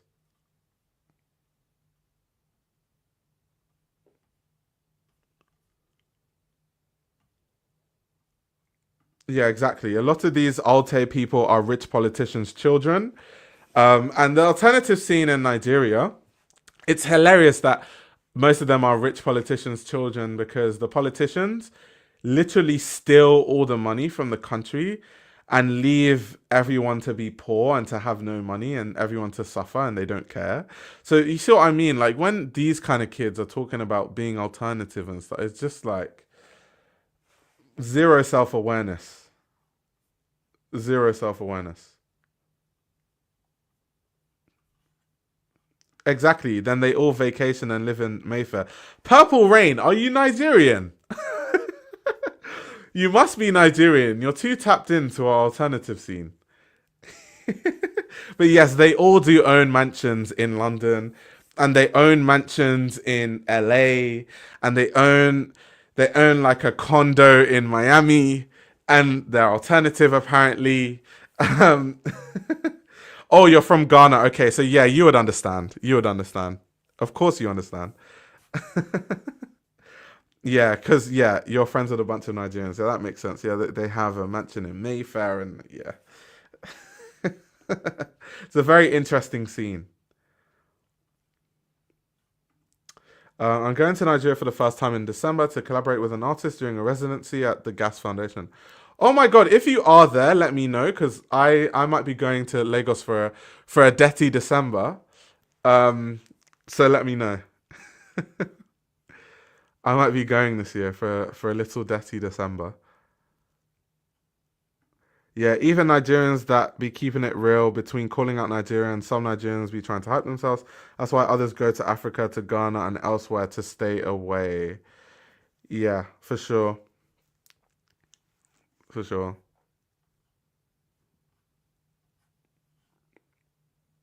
Who has the best jollof? I feel like this has gone from a fashion Q&A to a culture war. Guys, I don't mind answering any question that's not fashion related. It's just this is the general Q&A episode. I do this from time to time, but I would like if there were some fashion questions.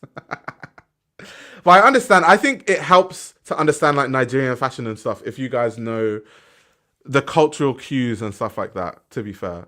Because I think African fashion and African culture is just, most people don't even know anything about it. So if I can provide some understanding to it, then, I don't mind.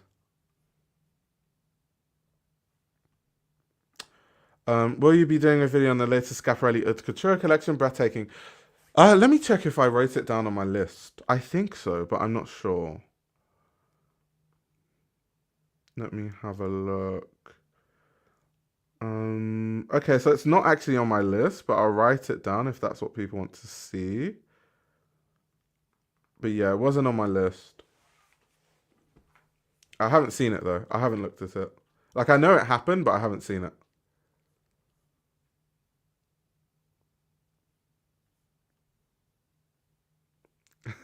Sorry, I think this Nigerian convo was my fault. It's all good. It's all good. It's all good.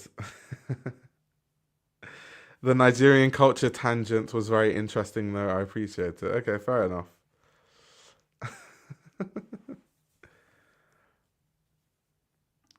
Let's see what culture says. I also enjoy how they, Lego Space, cross collaborate with other kinds of artists in the diaspora. Oh yeah, for sure. I'm a big fan of that too. And in different mediums, from jewelry designers to authors and archivists and stuff like that.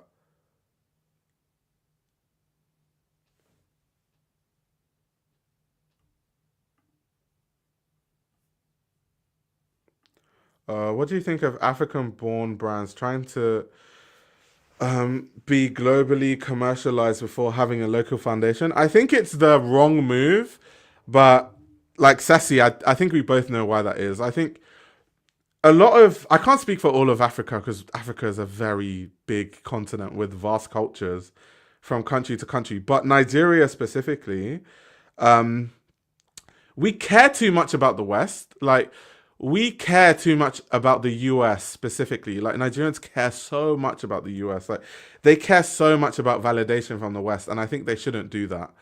I think they should focus on their local market first and then build like a sustainable business before trying to be big in the West. I think that's why a lot of them struggle financially because they spend so much money trying to be big in the West and they don't even have customers where they are. And if you play your cards right in the right circles, I mean, these Nigerian politicians and their kids that steal all our country's money, they have the means to buy into a lot of the brands, right? So I think they should focus on their local market for before looking at the West. But I just think there's like this obsession with validation sometimes.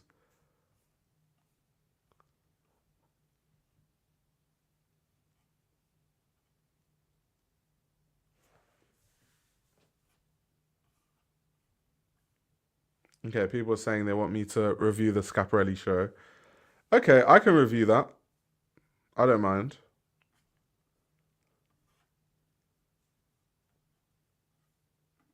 Who will be the new king of menswear now that Kim is out and Virgil RIP is gone? I'm not excited for menswear at the moment. King of menswear.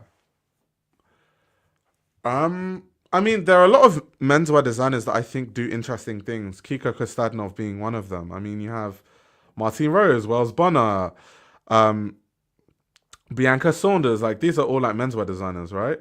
So I think there are designers that are making menswear, but in terms of king of menswear, I think you mean like the person who's at the big fashion house doing things. I don't really know if we're going to see one of those for a while. I don't think so.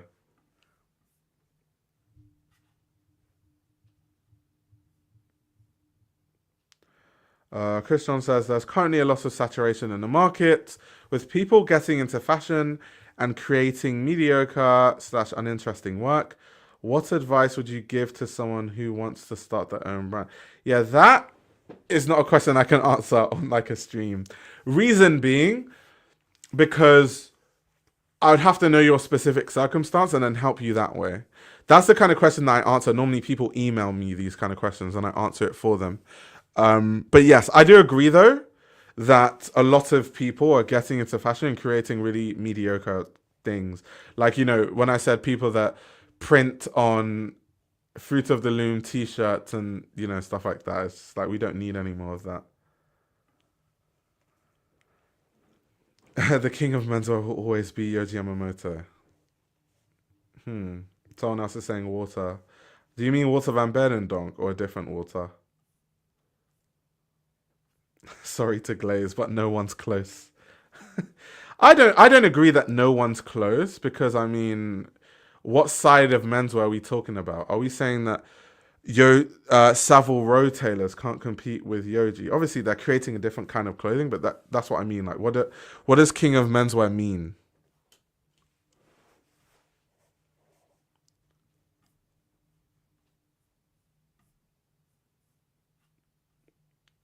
Someone talking about Maximilian Davis doesn't get enough credit. Really? I think a lot of people give Maximilian his flowers, to be honest. I'm always, maybe not on YouTube, but on Twitter, I'm always talking about Ferragamo, like constantly. I think I tweeted about a Ferragamo look yesterday, actually. So there we go. Alex is saying Rick. So Rick is. Oh, you guys are having a fight for King of Menswear. So we've heard Yoji Yamamoto and Rick Owens. Let's see if another name is thrown into the mix.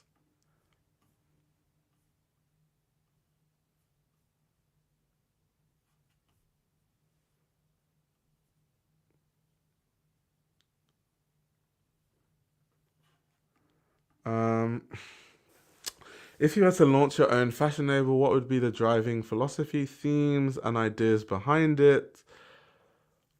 So I would. Oh, should I say this? I don't want people to like steal the ideas.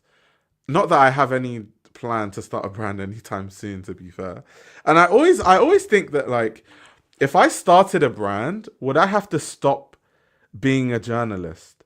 Like, if I started a brand, would that mean that I could no longer review other brands? I probably couldn't, because then that's low key hating. Like, how can you have a brand but then constantly be critically analyzing other people's clothing?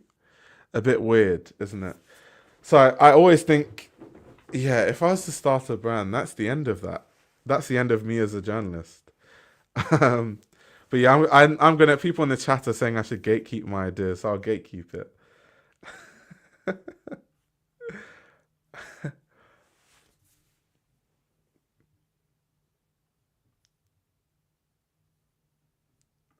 I would be like, it's fashion for tall people with a short torso. I would be broke if that was the case, because how many of the consumers are my height and have my body type?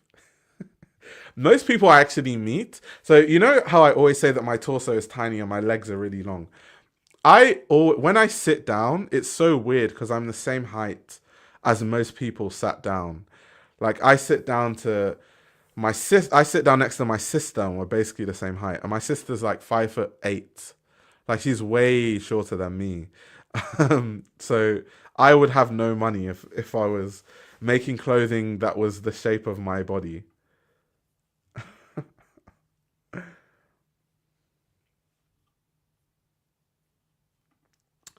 Do you think pattern cutters and machinists are given enough credit? No, I don't think they are. I don't think they are. They are the beating heart of most fashion brands, but a lot of them just don't get the credit, to be honest. It's not, it's sad, but yeah, I definitely don't think they get the credit they deserve, for sure. For sure.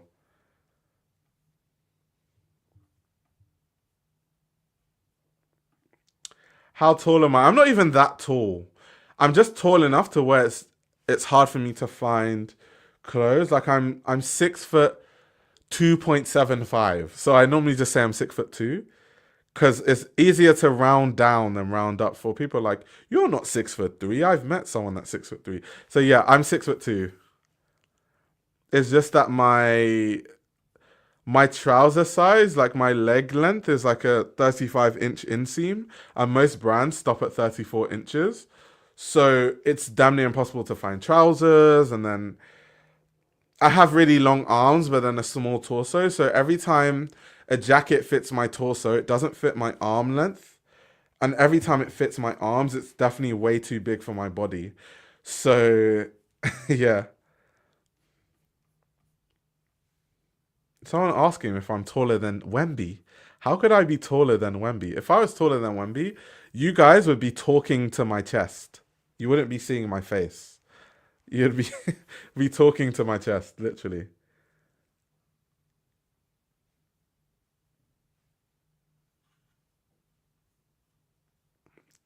You know the fashion house Rojas. It doesn't get enough attention like it used to. If there was a vacancy available for artistic director, who do you think should take over? Isn't the creative director there new? Like, who's the creative director of Rojas again? It just skipped my mind, but he joined there not that long ago. Um, let's see, creative director of Rojas. Yeah, Alessandro Vigilante, and he was appointed in. Let me just check, but I know it was recent. Yeah, he was appointed in December 2023. Yeah, December 2023. So he's barely been there for that long. So I don't think we should be having conversations of like, if there was a new creative director who should go there, because I don't think that um, anyone new is going to go there for a while, to be honest.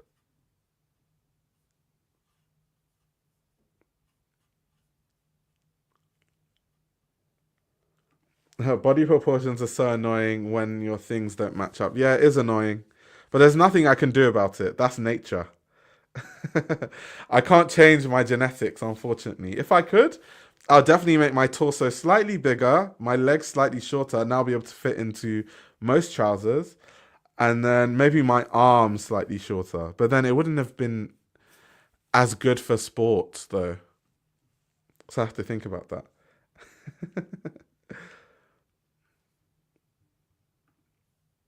No, not Camo T saying I need longer legs. What are your thoughts on Berlin Fashion Week? So I normally do like following Berlin Fashion Week. I haven't been up to date. I understand that Berlin Fashion Week just happened, but I haven't really been following it, to be honest. I need to keep up.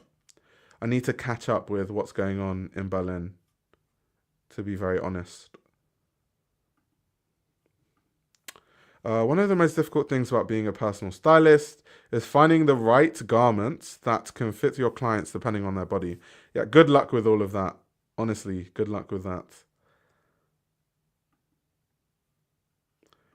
So I haven't talked about Marc Jacobs' recent show, but I did see it though. I did see it, but I don't like really talking about collections. Like we can look at it, but I honestly don't like talking about collections if I haven't really looked into it deeply because I feel like then what I say is not that interesting. I'm just kind of just, just like, oh, look at this, like, look at that. But it's not helpful for anyone. It's not insightful. But yeah, for people that don't know, this is the collection, the Marc Jacobs collection that just came out. So I can show you the looks, but I don't really have an opinion because I need to take in the clothing further. I've seen the images, but I need to sit with it for a bit. Just show you guys the looks quickly.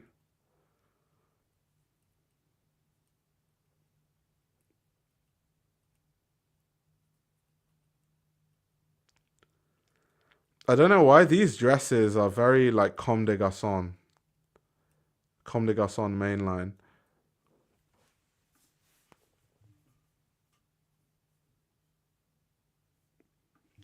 I have a theory that in order for black designers to do well in the UK, they have to reference their heritage.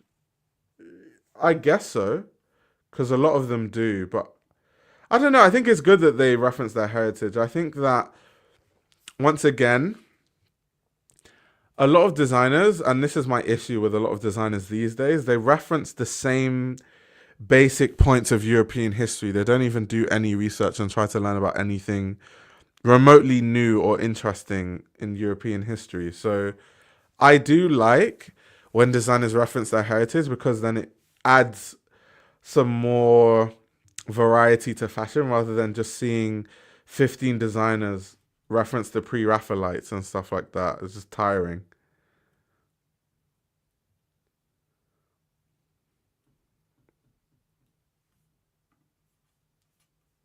It'd be like, you read designer show notes these days. It's like I was doing so much research and, you know, I learnt about the surrealist artists and I was really inspired by what I saw from Salvador Dali. And it's like surrealism and the best you could come up with was Salvador Dali. Like the artist that everyone references. Like, okay.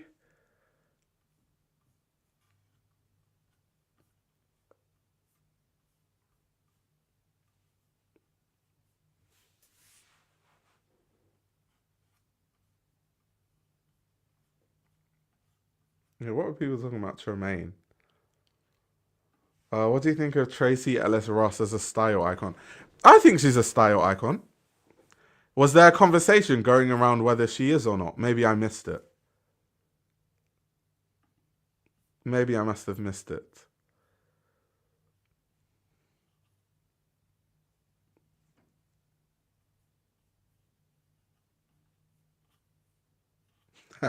Not Imani saying that was pretentious of you. It's not pretentious. It's just sometimes I look at collections because I think when you've been working in fashion for so long, you need to remember that it's almost you get fatigued. I've been reviewing shows for almost 8 years now. And so there are so many shows where when I read the press release, I'm like, I have literally reviewed 15 collections that had the same press release, the same book that you're inspired by, the same inspirations, the same artists. So when I say, designers will be like, oh yeah, I was just doing some research on surrealism and like I learned about Salvador Dali and it was really interesting to learn about all this stuff. In my head, I'm just like, I have to sigh because it just shows a lack of a lack of research, a lack of just doing any sort of work.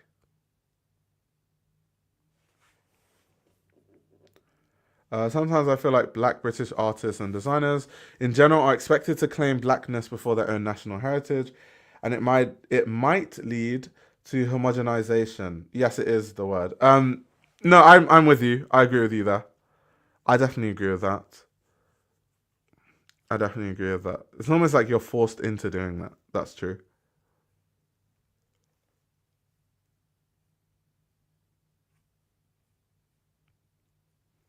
No, I just love her and feel like she's underrated. Hmm. That's interesting. I'm trying to think. Is Tracy Ellis Ross underrated? I feel like a lot of people perceive her as a fashion icon. What do you guys think? In the chat, do you guys think that Tracy Ellis Ross is a fashion icon?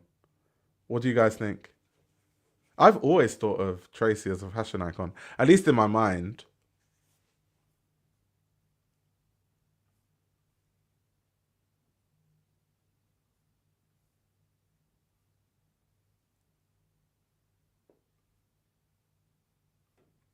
Damn, someone said she's annoying.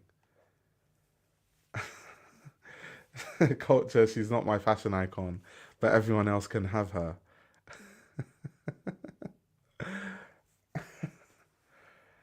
Let's see what Mindy says. I personally felt misunderstood on my art and design foundation. My tutor would constantly point me to black artists that had work with nothing. Yeah, I knew that's what you were getting at.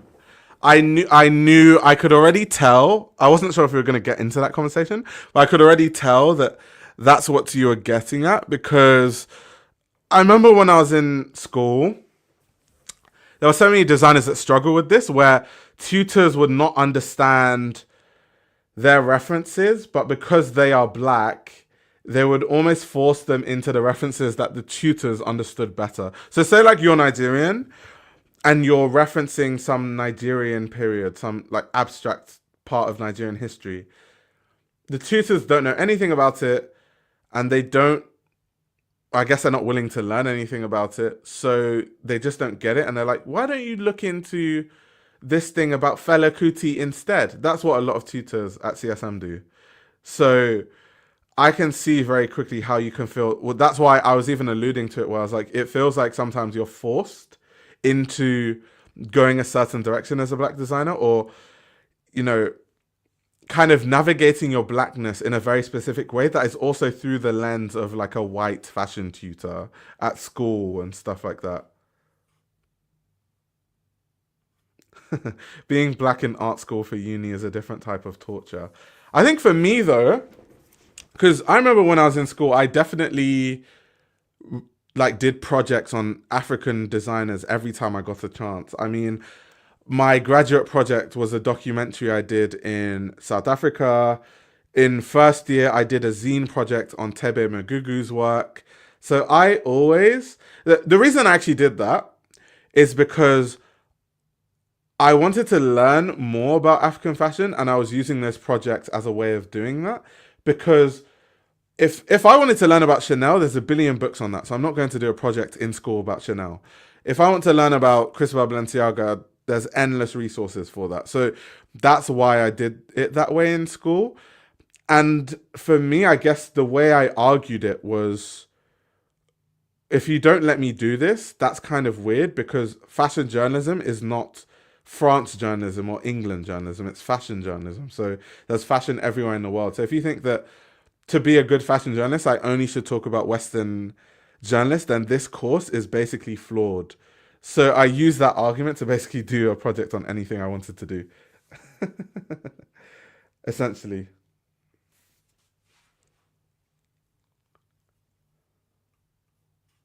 Dami says teachers aren't trying to understand or expand their understanding and do a genuine cultural exchange. Yeah, facts. Facts. But that can go for any designer of any race. Yeah, it's sometimes it's not even like a race. Obviously, we're talking about blackness, but it could just be say you're an Irish designer, like a white Irish designer, and you have these English tutors that don't really know anything about Irish history, and so you're trying to reference this like obscure Irish thing, and they're like, I don't think that works. Why don't you talk about Why don't you talk about St. Patrick's Day?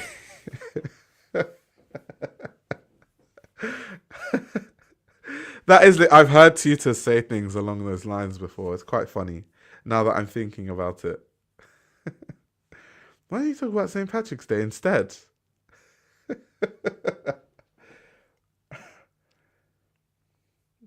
Personal projects are so good for deep research and figuring out what you're actually interested in. Yeah, I'm with you on that.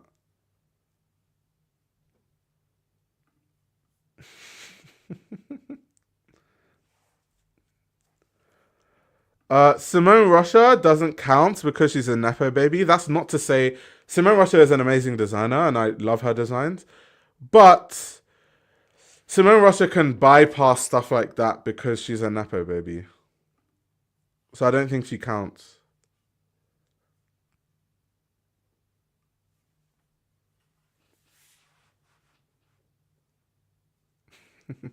Being in critiques and watching my classmates face palm at my tutor. Yeah, because I've been there. It just reminds me of when I was in fashion school. Like, it used to happen all the time. It literally used to happen all the time. I remember, let me tell you a story actually, because I study fashion journalism, obviously. So, I remember in school, um, I remember in school, I wrote this article about how Discord was changing the way that fashion communities exist, right? Like how fashion communities are, like how it's shifted to being on Discord. And in the article, I was talking about the history of Discord, how it changed over the years, and blah blah blah. And I handed this in to my tutor, my lecturer, and she said it wasn't cool. And all I could think in my head was like, the person that's marking my work doesn't know what Discord doesn't care to learn what Discord is telling me it's not cool, and they're literally like 60 years old. Like, what do I do here? Like, I was like, what? I was like, what is going on? How is this woman about to tell me what is or isn't cool? I was like, oh, that's crazy. So, a lot of my degree, if I'm going to be honest with you, when I was at CSM, a lot of my degree was me playing into what I knew my lecturers liked. And then my own projects, I would make them like personal things because I know, okay, this lecturer, if I write like this, they won't like it. If I write about this, they won't like it. So I just did what they want, and that's how I ended up with a first class degree and got like an extremely high grade and did really well on all my essays and my dissertation and stuff. But that's why I just feel like school a lot of times is very flawed the way they teach it, because it's like I just game the system by knowing what the lecturers like and then producing work that caters to the lecturer's wants. That's basically how I got a really good grade. But it's sad that you have to do that. And I learnt that from first year, from like writing articles. And this tutor is telling me that it's not cool and they don't even know what Discord is. Like, it's crazy. Crazy, crazy, crazy system. And in the same vein, I had so many friends that were design students at the time that told me the same thing, but just in design. That had the same issues in design. Like they would do some really interesting things, referencing different parts of, let's say, African history or Latin history and stuff like that. And the teachers would be like, I just don't think your idea is interesting enough. It's just not interesting to me.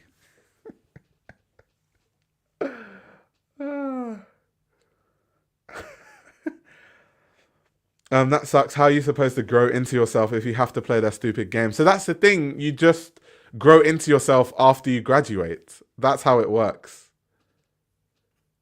That's literally how it works.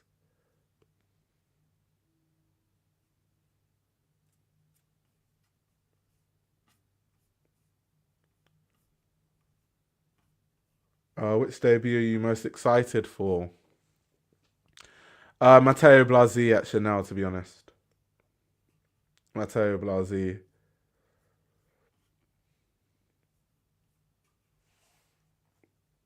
I mean, I have so many juicy stories from when I was at CSM that is just like hilarious. Like one story that I always tell is when so I used to I throughout my university degree, I had to work because I was paying for my own degree. So I wasn't like the other students that had a loan because I already used my student loan on my first degree, which was when I studied chemical engineering. So I actually had to pay outright for my degree, which is a lot of money. So I had to work. I had to make money. So I was working. Oh, dropped my earphones. I was working in the fashion industry the whole time. I worked at when I was in school. I wrote for Vogue Runway. I worked at the business of fashion for a year. I did articles. I wrote articles for GQ. I wrote some stuff for Sister Magazine. I did some work for a lot of magazines. A lot of magazines. I used to write for Flannels. Uh, yeah, a lot of places. Anyway, so I was doing all this work, and I remember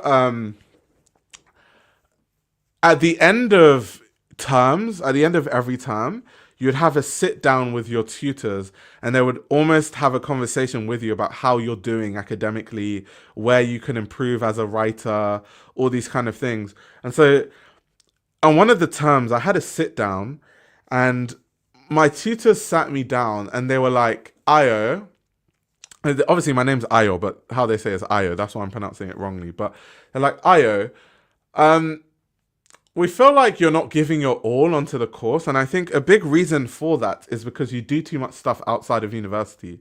And if I had known that you would spend all this time doing all this work outside of school, we probably wouldn't have accepted you onto the course. And I was like, first of all, that's the dumbest thing I've ever heard in my entire life because if the work I was doing outside of my degree was unrelated, okay, maybe I would agree. But I'm studying fashion journalism and I'm writing for BOF and I'm writing for GQ and I'm writing for Vogue. So surely working with actual industry level journalists and having them review my articles all the time and give me feedback on every article I write, surely that's helping me be a better writer. And that's why when I was at CSM, I got good grades and ended up with a first class degree because obviously my writing was good enough. So I don't understand what that was, but I think what that was them trying to. I think sometimes these things are about ego. They wanted my whole life to revolve around the course, and I just wasn't about to do that. So literally, when they said it in my head, I was like, "That's the dumbest thing I've ever heard." I didn't obviously say that. Obviously, I wouldn't say that. So I just left there and continued writing for the the magazines I was writing for, and I just acted like what they said didn't even exist. I just acted like I didn't even hear what they said. And then in second year, because second year is when you have to start preparing for placements. Because in second year, that's the time when you have to apply, and then third year is when you do your placement. So design students will go intern at fashion brands, fashion journalism students will go either work in as an e-commerce writer, or you would be in a team in a magazine or something like that, or you could be in a marketing team for a fashion brand. But anyway, you're starting to like learn about how to create your resume. We had lectures on like doing your resume, stuff like that in second year. And in second year, I remember we had this lecture, and our lecturer was like, our lecturer said, the most successful students on this course have been the students that always did work while they were in school. Then they started naming like successful students from the course who have gone on to do crazy things. They named like Pamboy, Pierre and Pele. They named Ibrahim Kamara. And the second she said that, I said, oh, I'm about to cook this woman. So I just put my hand up and she was like, Ayo, what do you want? And I was like, I remember when we had a meeting when you said that I shouldn't be doing stuff outside of school because it's affecting my schoolwork. All of a sudden now, you're saying that the best and most successful students from this course are the students that have been doing something while they were in school. I was like, but you told me not to do that, and that's why I didn't listen to you. And then she was like, but. And then obviously she didn't have anything to say. And then obviously they tried to change the topic. And I remember after the lecture was over, literally a lot of like my course mates came up to me and were like, "Ayo, it was good you said that," because it was good you said that because all of us were thinking that when she said that. Um, so yeah, as much as I did have a lot of fun at CSM, and I obviously learnt insane amounts, and I'm definitely a better writer because of the degree. I do have many stories where I'm just like, what the are they talking about? Like, what are they talking about? Or like, I remember one time I was in a lecture where it was a lecture about how to pitch to magazines, which makes sense. You're on a journalism course; they're teaching you how to pitch to magazines, right? And there was something that they said that I was like, okay, I don't agree with that because I work for BOF now and I've worked for Vogue in the past, and that's not actually how you pitch. Like, there are, like, it's changed slightly. So there's different things that they are looking for. And they were arguing with me. And I'm like, I pitched, I pitched a story for BOF a few days ago. Why are you arguing with me? I'm more in the fashion industry than you are. I understand you're my lecturer and you're definitely a better writer than me because you're more experienced from a writing standpoint. But if we're talking about how to pitch to fashion magazines now, how can you tell me that you know a better pitch than me when I literally was working closely with people at BOF like Chantal Fernandez, and we would literally go through the industry standard for pitches then and there? Like, how are you going to tell me what an actual good pitch looks like? So it's just like there are certain parts when I was on that degree where I literally wanted to pull my hair out. Like, what are these guys actually talking about? But I would say 15% of my degree at CSM was like that, where I literally these I want to pull my hair out moments, and then 85% was like I was really learning a lot and it was really good. But yeah, that 15%, like like I told you, I have endless stories. Endless stories. Endless stories.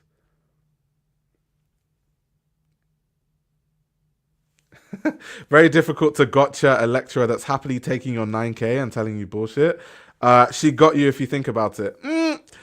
I don't think so. I think me going to CSM once again, I wanted to be a better writer, but it's also me playing the industry game where I know that if you have a degree from CSM, it helps your career. I don't think she has a gotcha. If I'm going to be very honest with you, a lot of the consulting jobs I do now, having a CSM degree helps cementing myself as someone that is an authority on knowing about certain things.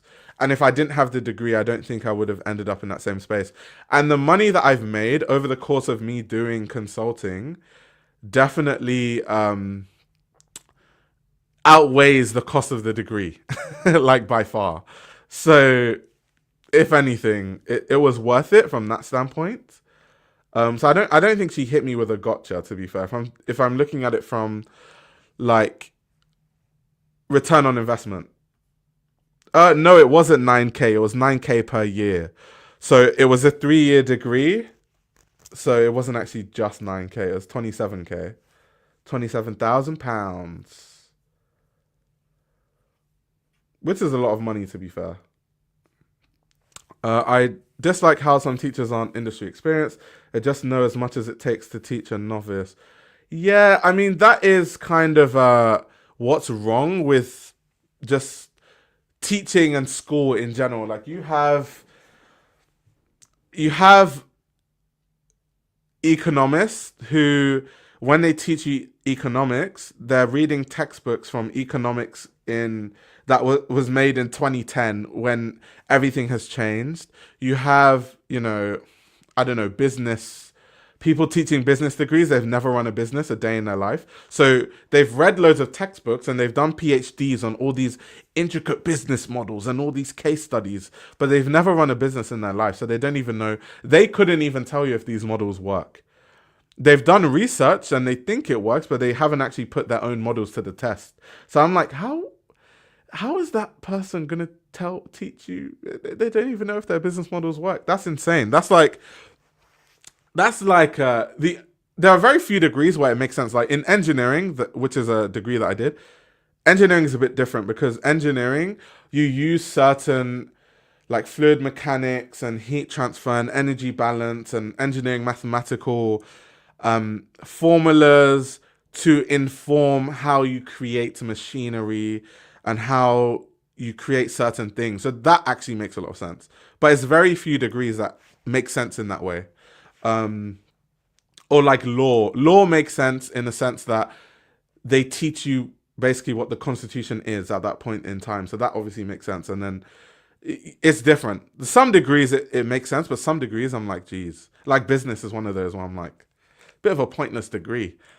um, journalism isn't really. Journalism is one of those degrees where it's not pointless in the sense that a journalism degree is an essay based degree, which means you're just doing loads of writing. So it's inevitable that you improve as a writer when you have people constantly critiquing your writing from all angles. Like when I was in CSM, it's not just your lecturers that critique your writing, it's your classmates. Every single project we would have something called a crit. And what a crit is we all sit in a room and then we present our work to the class one by one. And after you're done presenting your work, your classmates will give you feedback on what they think, and then your lecturer gives you feedback. And that was on every project. So when I was at CSM, I probably did more than 50 crits. Um, so if you're in that kind of environment, you're going to improve as a writer. There's no choice. But then in terms of the side of my journalism degree, when it came to industry advice, is where they lacked for sure. I don't think they knew what they were doing in terms of giving the right advice to students when it came to, okay, cool, now that you're a good writer, how do you actually get a job? And where do you work? And how do you build the right experience? I think that's where they were lacking. But in terms of learning about fashion history, learning about how to be a better writer, those two things were perfect at CSM. That's why I felt like 85% of it was really high level value from learning about history and being a better writer. But that 15% where they didn't really know anything about the industry, and I was working in the industry at the time, so I would just be sat in those lectures rolling my eyes like, I cannot believe people are paying to get taught this wrong information about how the industry works when I'm literally working in the industry now. um, and if I tell them that's not how it works, they'll start arguing with me and say that I don't know because I'm not the lecturer. So it got to a point where I just didn't even argue. I'm like, if you want to teach wrong things, teach wrong things.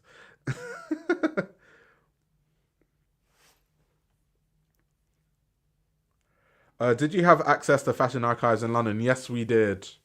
We certainly did. We did. We had really good access actually.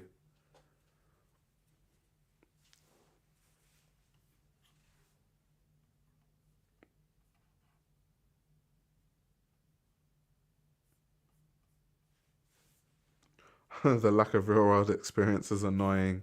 Yeah, like I said, it's worse on certain degrees than others. Like on a medicine course, like if you're studying medicine, your teachers don't necessarily need real world experience because it's literally compulsory as a medical student to work in a hospital anyway. So you're going to get the experience regardless. So it like some courses it matters and some it doesn't. Do you miss uni days? Yeah, I think the thing I miss the most about CSM is the learning. Like going back to that 85% thing I was talking about, I learnt so much stuff about fashion history when I was at CSM that I don't think I would have learnt otherwise. And also, CSM has an insane fashion archive. Like CSM's library is wild. That place is crazy. Like we had a project when I was in school. We had a project on Harper's Bazaar, and I had access to the whole Harper's Bazaar archive. I feel like I've looked at most of the old issues of Harper's Bazaar, like really old issues. So stuff like that, I definitely miss learning about stuff like that, reading into stuff like that. I feel like when I was in CSM, I basically lived in the library because when I was in the library, I was either doing actual work, like when I was writing for a magazine, or I was just doing research to learn about stuff because I was so obsessed. And I was like, I need to make the most of it. I'm only here for 3 years. I need to read as many books as I can. I need to. And some books, because the thing about CSM Library is that they have some books that I've wanted for years, but I couldn't afford it because some fashion books are so rare that they literally cost like £1,000.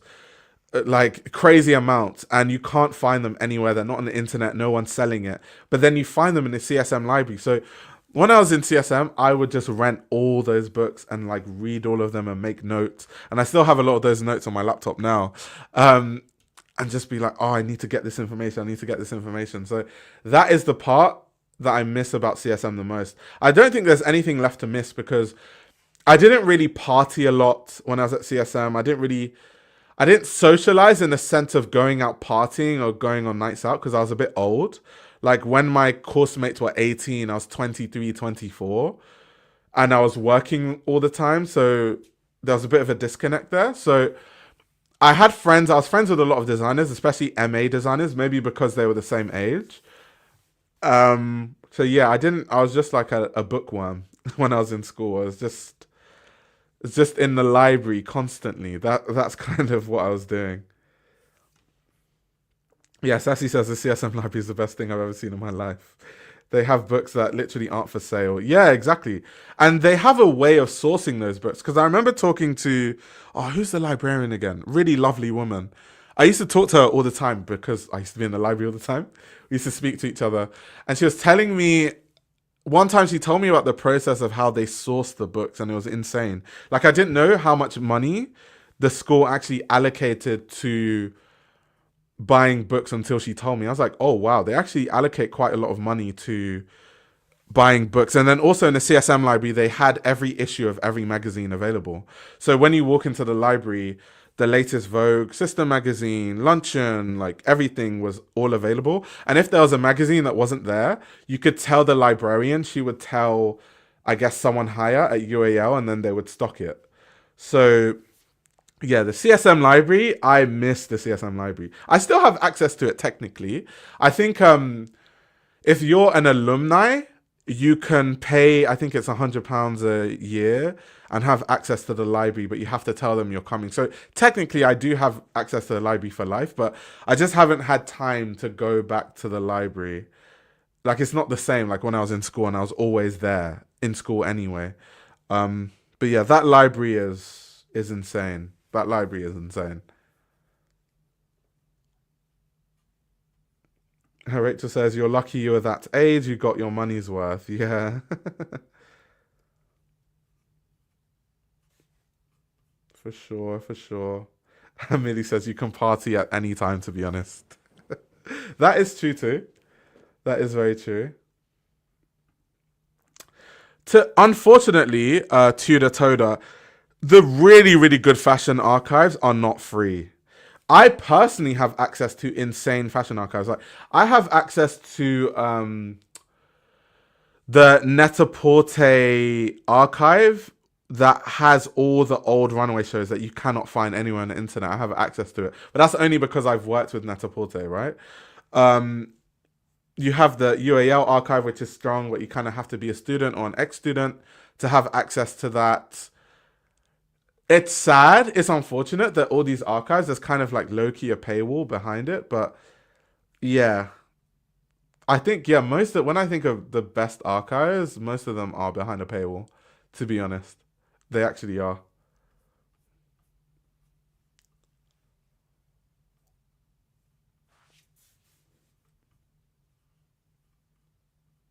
What's Rachel saying?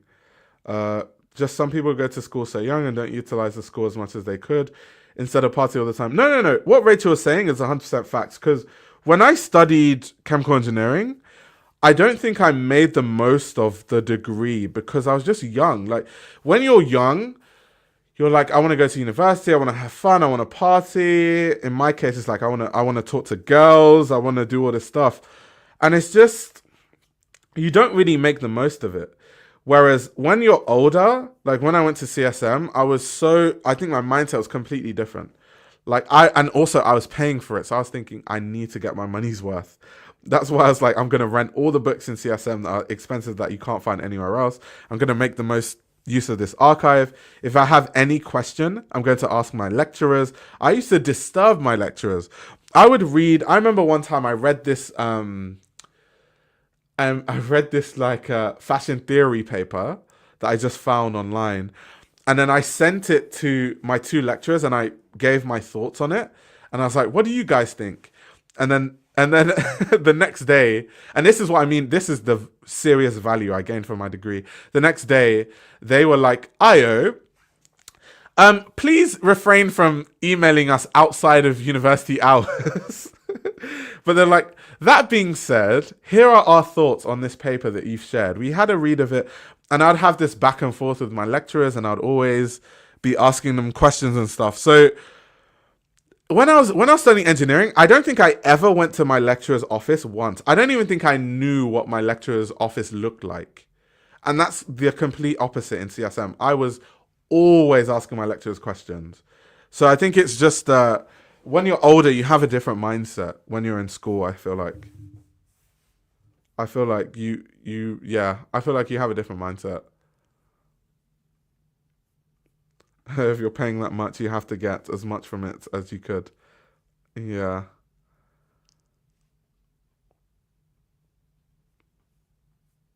So yeah, I feel like my experience from my first degree and my second degree, the way I acted was completely different also.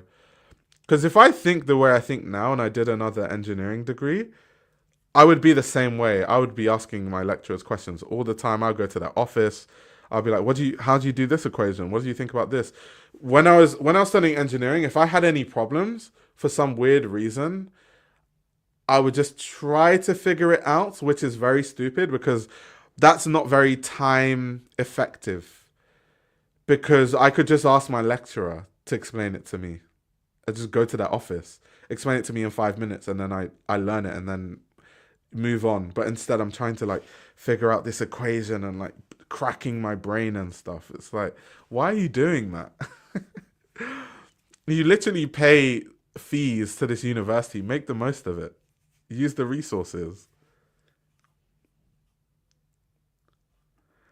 We got similar stories. I started studying engineering at 17. If I were to go back now at 23, my lecturers would hate me. Same, same. Same, exactly the same. Wait, did someone say the engineering department gets the math department to do all of their math? That's a bit weird. I mean, when I was studying chemical engineering, obviously mathematics is a very important component of chemical engineering. However, you just had a different lecturer for every subject. So if you had mathematical problems, you would go to the mathematics lecturer. Well, one of, because we didn't just have one engineering maths lecturer, we had like five. So you could just go to one of them. Um, it wasn't like a whole different department per se. We had mathematicians that were specific to engineering mathematics. So that's interesting how things are done in different places. And this is also true too. Learning math from an engineer is easier than a mathematician. That is 100% true. 100% true. Like, engineering mathematics is hard. It is hard, but it is in no way as hard as my friends that used to study maths. And I had loads of friends that used to study maths because they used to help me with engineering maths. Their mathematics looked like a foreign language. And I consider myself a very intelligent person.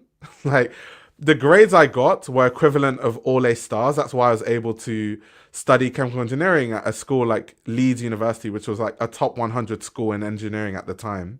I don't know about now. So I consider myself a very intelligent person, like at least academically.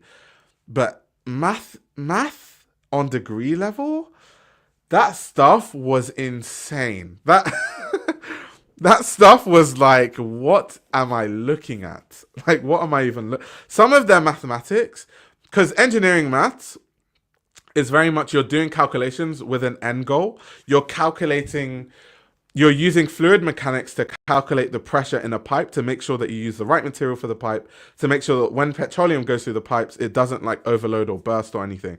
These are the kind of calculations you make as a chemical engineer. In mathematics, they do some equations that there's no end, there's actually no answer. They just like keep solving it until like, and the whole point of it, from my understanding, is that they're trying to understand multiple different ways, like different angles of seeing like a calculation. That's the point of it. It's not actually about getting to an end goal. But that to me is just a bit insane. Because it's like, how do you just keep calculating with no end goal? You're just calculating. Like, what is that about? It's like, what is that about? Um, but yeah, those the good old days, eh? University days. The university days. I'm currently studying mathematics and physics because I'm back in school to get a degree in philo of science, focused on mathematical geometry physics.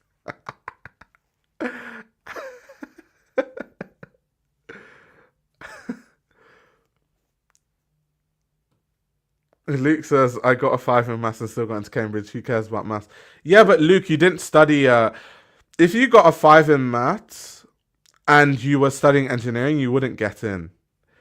Because I think you did history, right? So mathematics is not really, it doesn't form the basis of studying history. You know what I mean? Whereas, like, on my degree, engineering, you have to get high grades in physics and math specifically, or they won't allow you to study it because if you're not good at maths or physics and you study engineering, you will just fail. That's just what will happen. You will not pass any exam because you will struggle. That is just the point. You will not do well. If you can't even do A level maths, good luck with engineering, mathematics, and fluid mechanics. Good luck. If you can't do simple A level physics, good luck with engineering physics.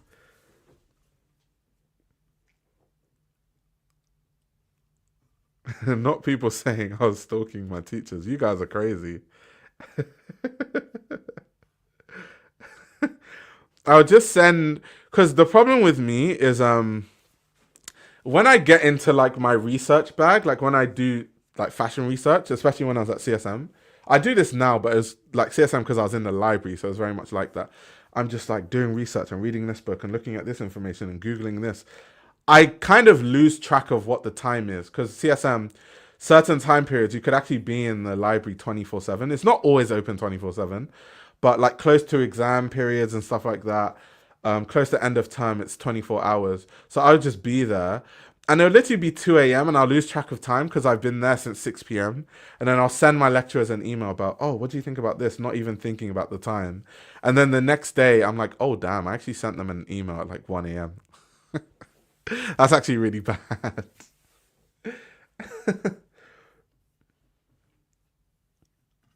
Oh, yeah, that's just how it was. Now though, as a professional, like as someone that works even deeper in the fashion industry, I cannot do that. Because like why would I be emailing my clients at silly o'clock? That doesn't even make any sense. Normally if I have an email to send, I just schedule it. Yeah, exactly what you're saying. Now what I do is I schedule it. But when I was in school, I wasn't even, I just wanted, because I think my thought process then was, let me send this email. They might respond in an hour, not thinking it's 2 a.m., bro. They're not responding. Um,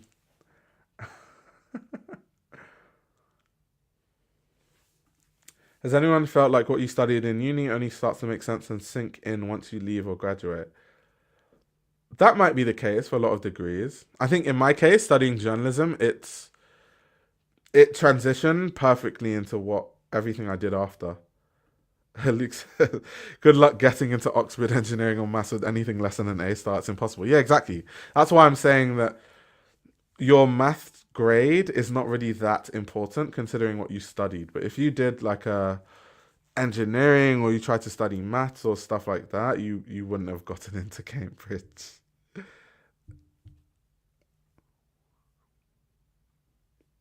Calling people at 1 a.m. bad, sending an email at 1 a.m. Does anyone care? I think what it is sending an email at 1 a.m. is just bad etiquette. It's just really bad etiquette.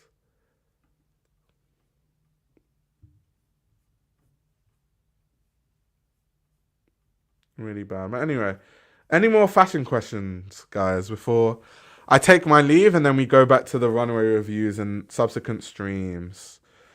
Any more fashion questions?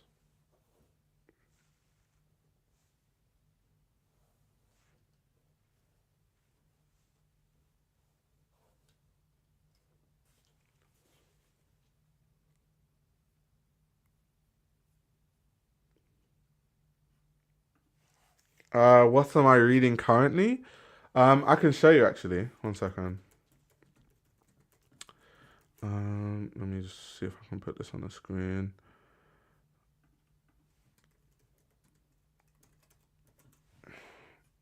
Okay, is it gonna come up?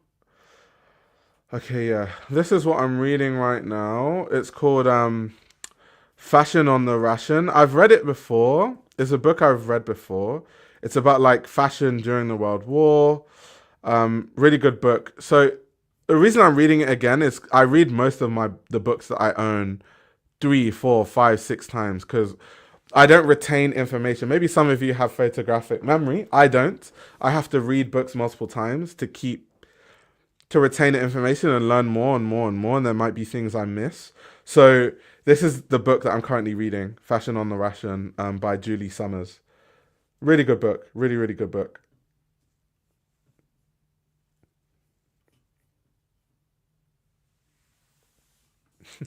I know the author of that book was punching the air when they came up with that title. People asking where's Ricardo Tisci. I don't actually know what he's doing, to be honest. Are you going to live stream the Met Gala? So normally when the Met Gala happens, I normally go. If I'm not invited this year, then I'll definitely be doing a stream for sure. So we'll just have to see about that. And normally when I'm invited to the Met Gala, it's normally by Instagram. So I can't actually post on YouTube. Like if I make content around the Met Gala, it has to be on Instagram because they are the people that pay for me to go to the Met Gala. So if I get invited this year, then I probably can't do a stream. Or I'd have to stream after the fact, but not during. But what I'm trying to think, what is the next red carpet like? Big red carpet. It's probably the Oscars, no? The Oscars is early in March, I think. I think the Oscars is early in March. No, I don't think they would be insane not to invite me because I don't get loads of views. I think with these kind of things, numbers talk. So I understand if I don't get invited. I don't chase views. Like I don't yeah, I don't get the kind of view count that would warrant stuff like that. They would normally pick influencers that are huge. So I understand it. I wouldn't take it personally if I'm not invited. Wait, when are the BAFTAs? When are the BAFTAs happening? Cannes Film Festival.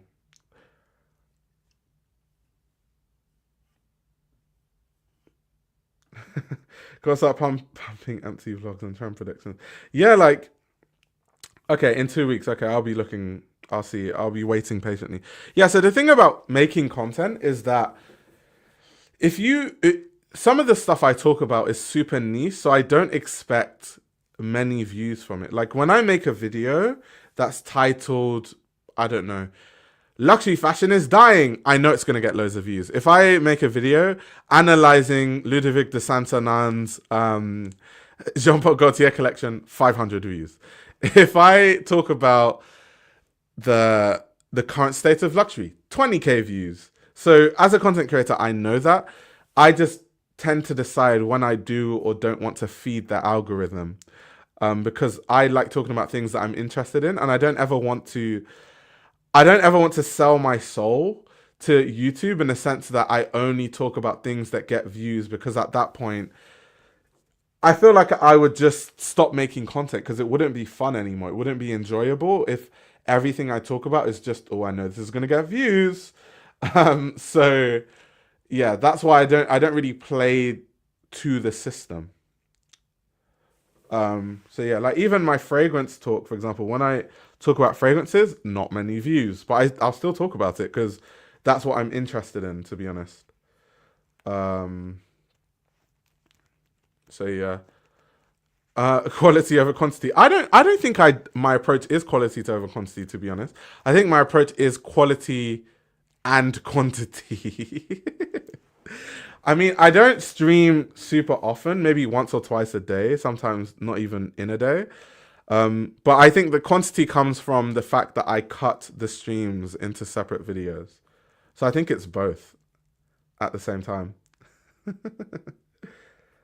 You got to make those crazy head exploding thumbnails. I think some people are really obsessed with being like famous or stuff. I don't really care about that. I'm quite happy that I have a really good community on YouTube of people that tune in consistently and we have a lot of fashion conversations. I really, really love that, to be honest. That's what I love about streaming the most. That's what I find the most enjoyable about it. I know some people are obsessed with like I'm trying to get 1 million views and 1 million subscribers and like I'm not that those are not my goals. I just want to have a really good community where we can continue to learn about fashion together. That's what the Discord is. That's what the live stream chat is. That's what these streams are. That's basically what it is. Oh my god! Thank you so much for the super chat. By the way, respect your integrity. Thank you very much. Thank you very much. Can you please talk about the couture shows you didn't like? I know you do not want to be too negative, but I don't see it as that. I like informed hating. Informed hating. Oh my gosh. And learning the whys behind it. Informed hating is a bit crazy, to be honest, as a term. Um, do I want to do that? Probably. Sorry, I'm just still laughing over the informed hating. Um, I mean, I've kind of talked about it. I talked about Ludovic de Saint-Saëns, Jean-Paul Gaultier, why I didn't like it. I think I've talked on a few different live streams, like why I don't like it. Scaparelli, I haven't actually really looked into it, so I don't have anything to say about that. So yeah. Thank you so much, by the way, Culture Community King.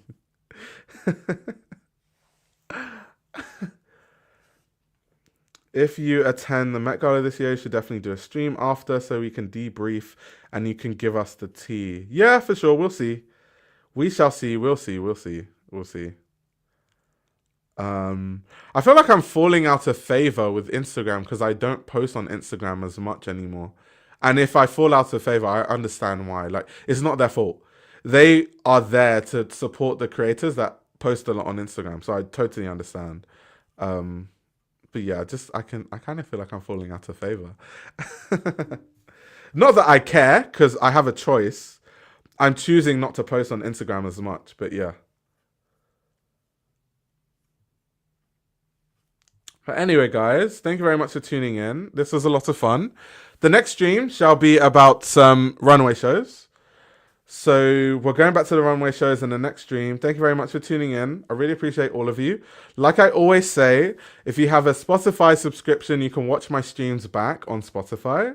So definitely do that if you can. And also, if you want to support the channel, you can, of course, join the Patreon and join the Fashion Book Club. But on that note, I'll see you guys probably tomorrow with another runway review live stream.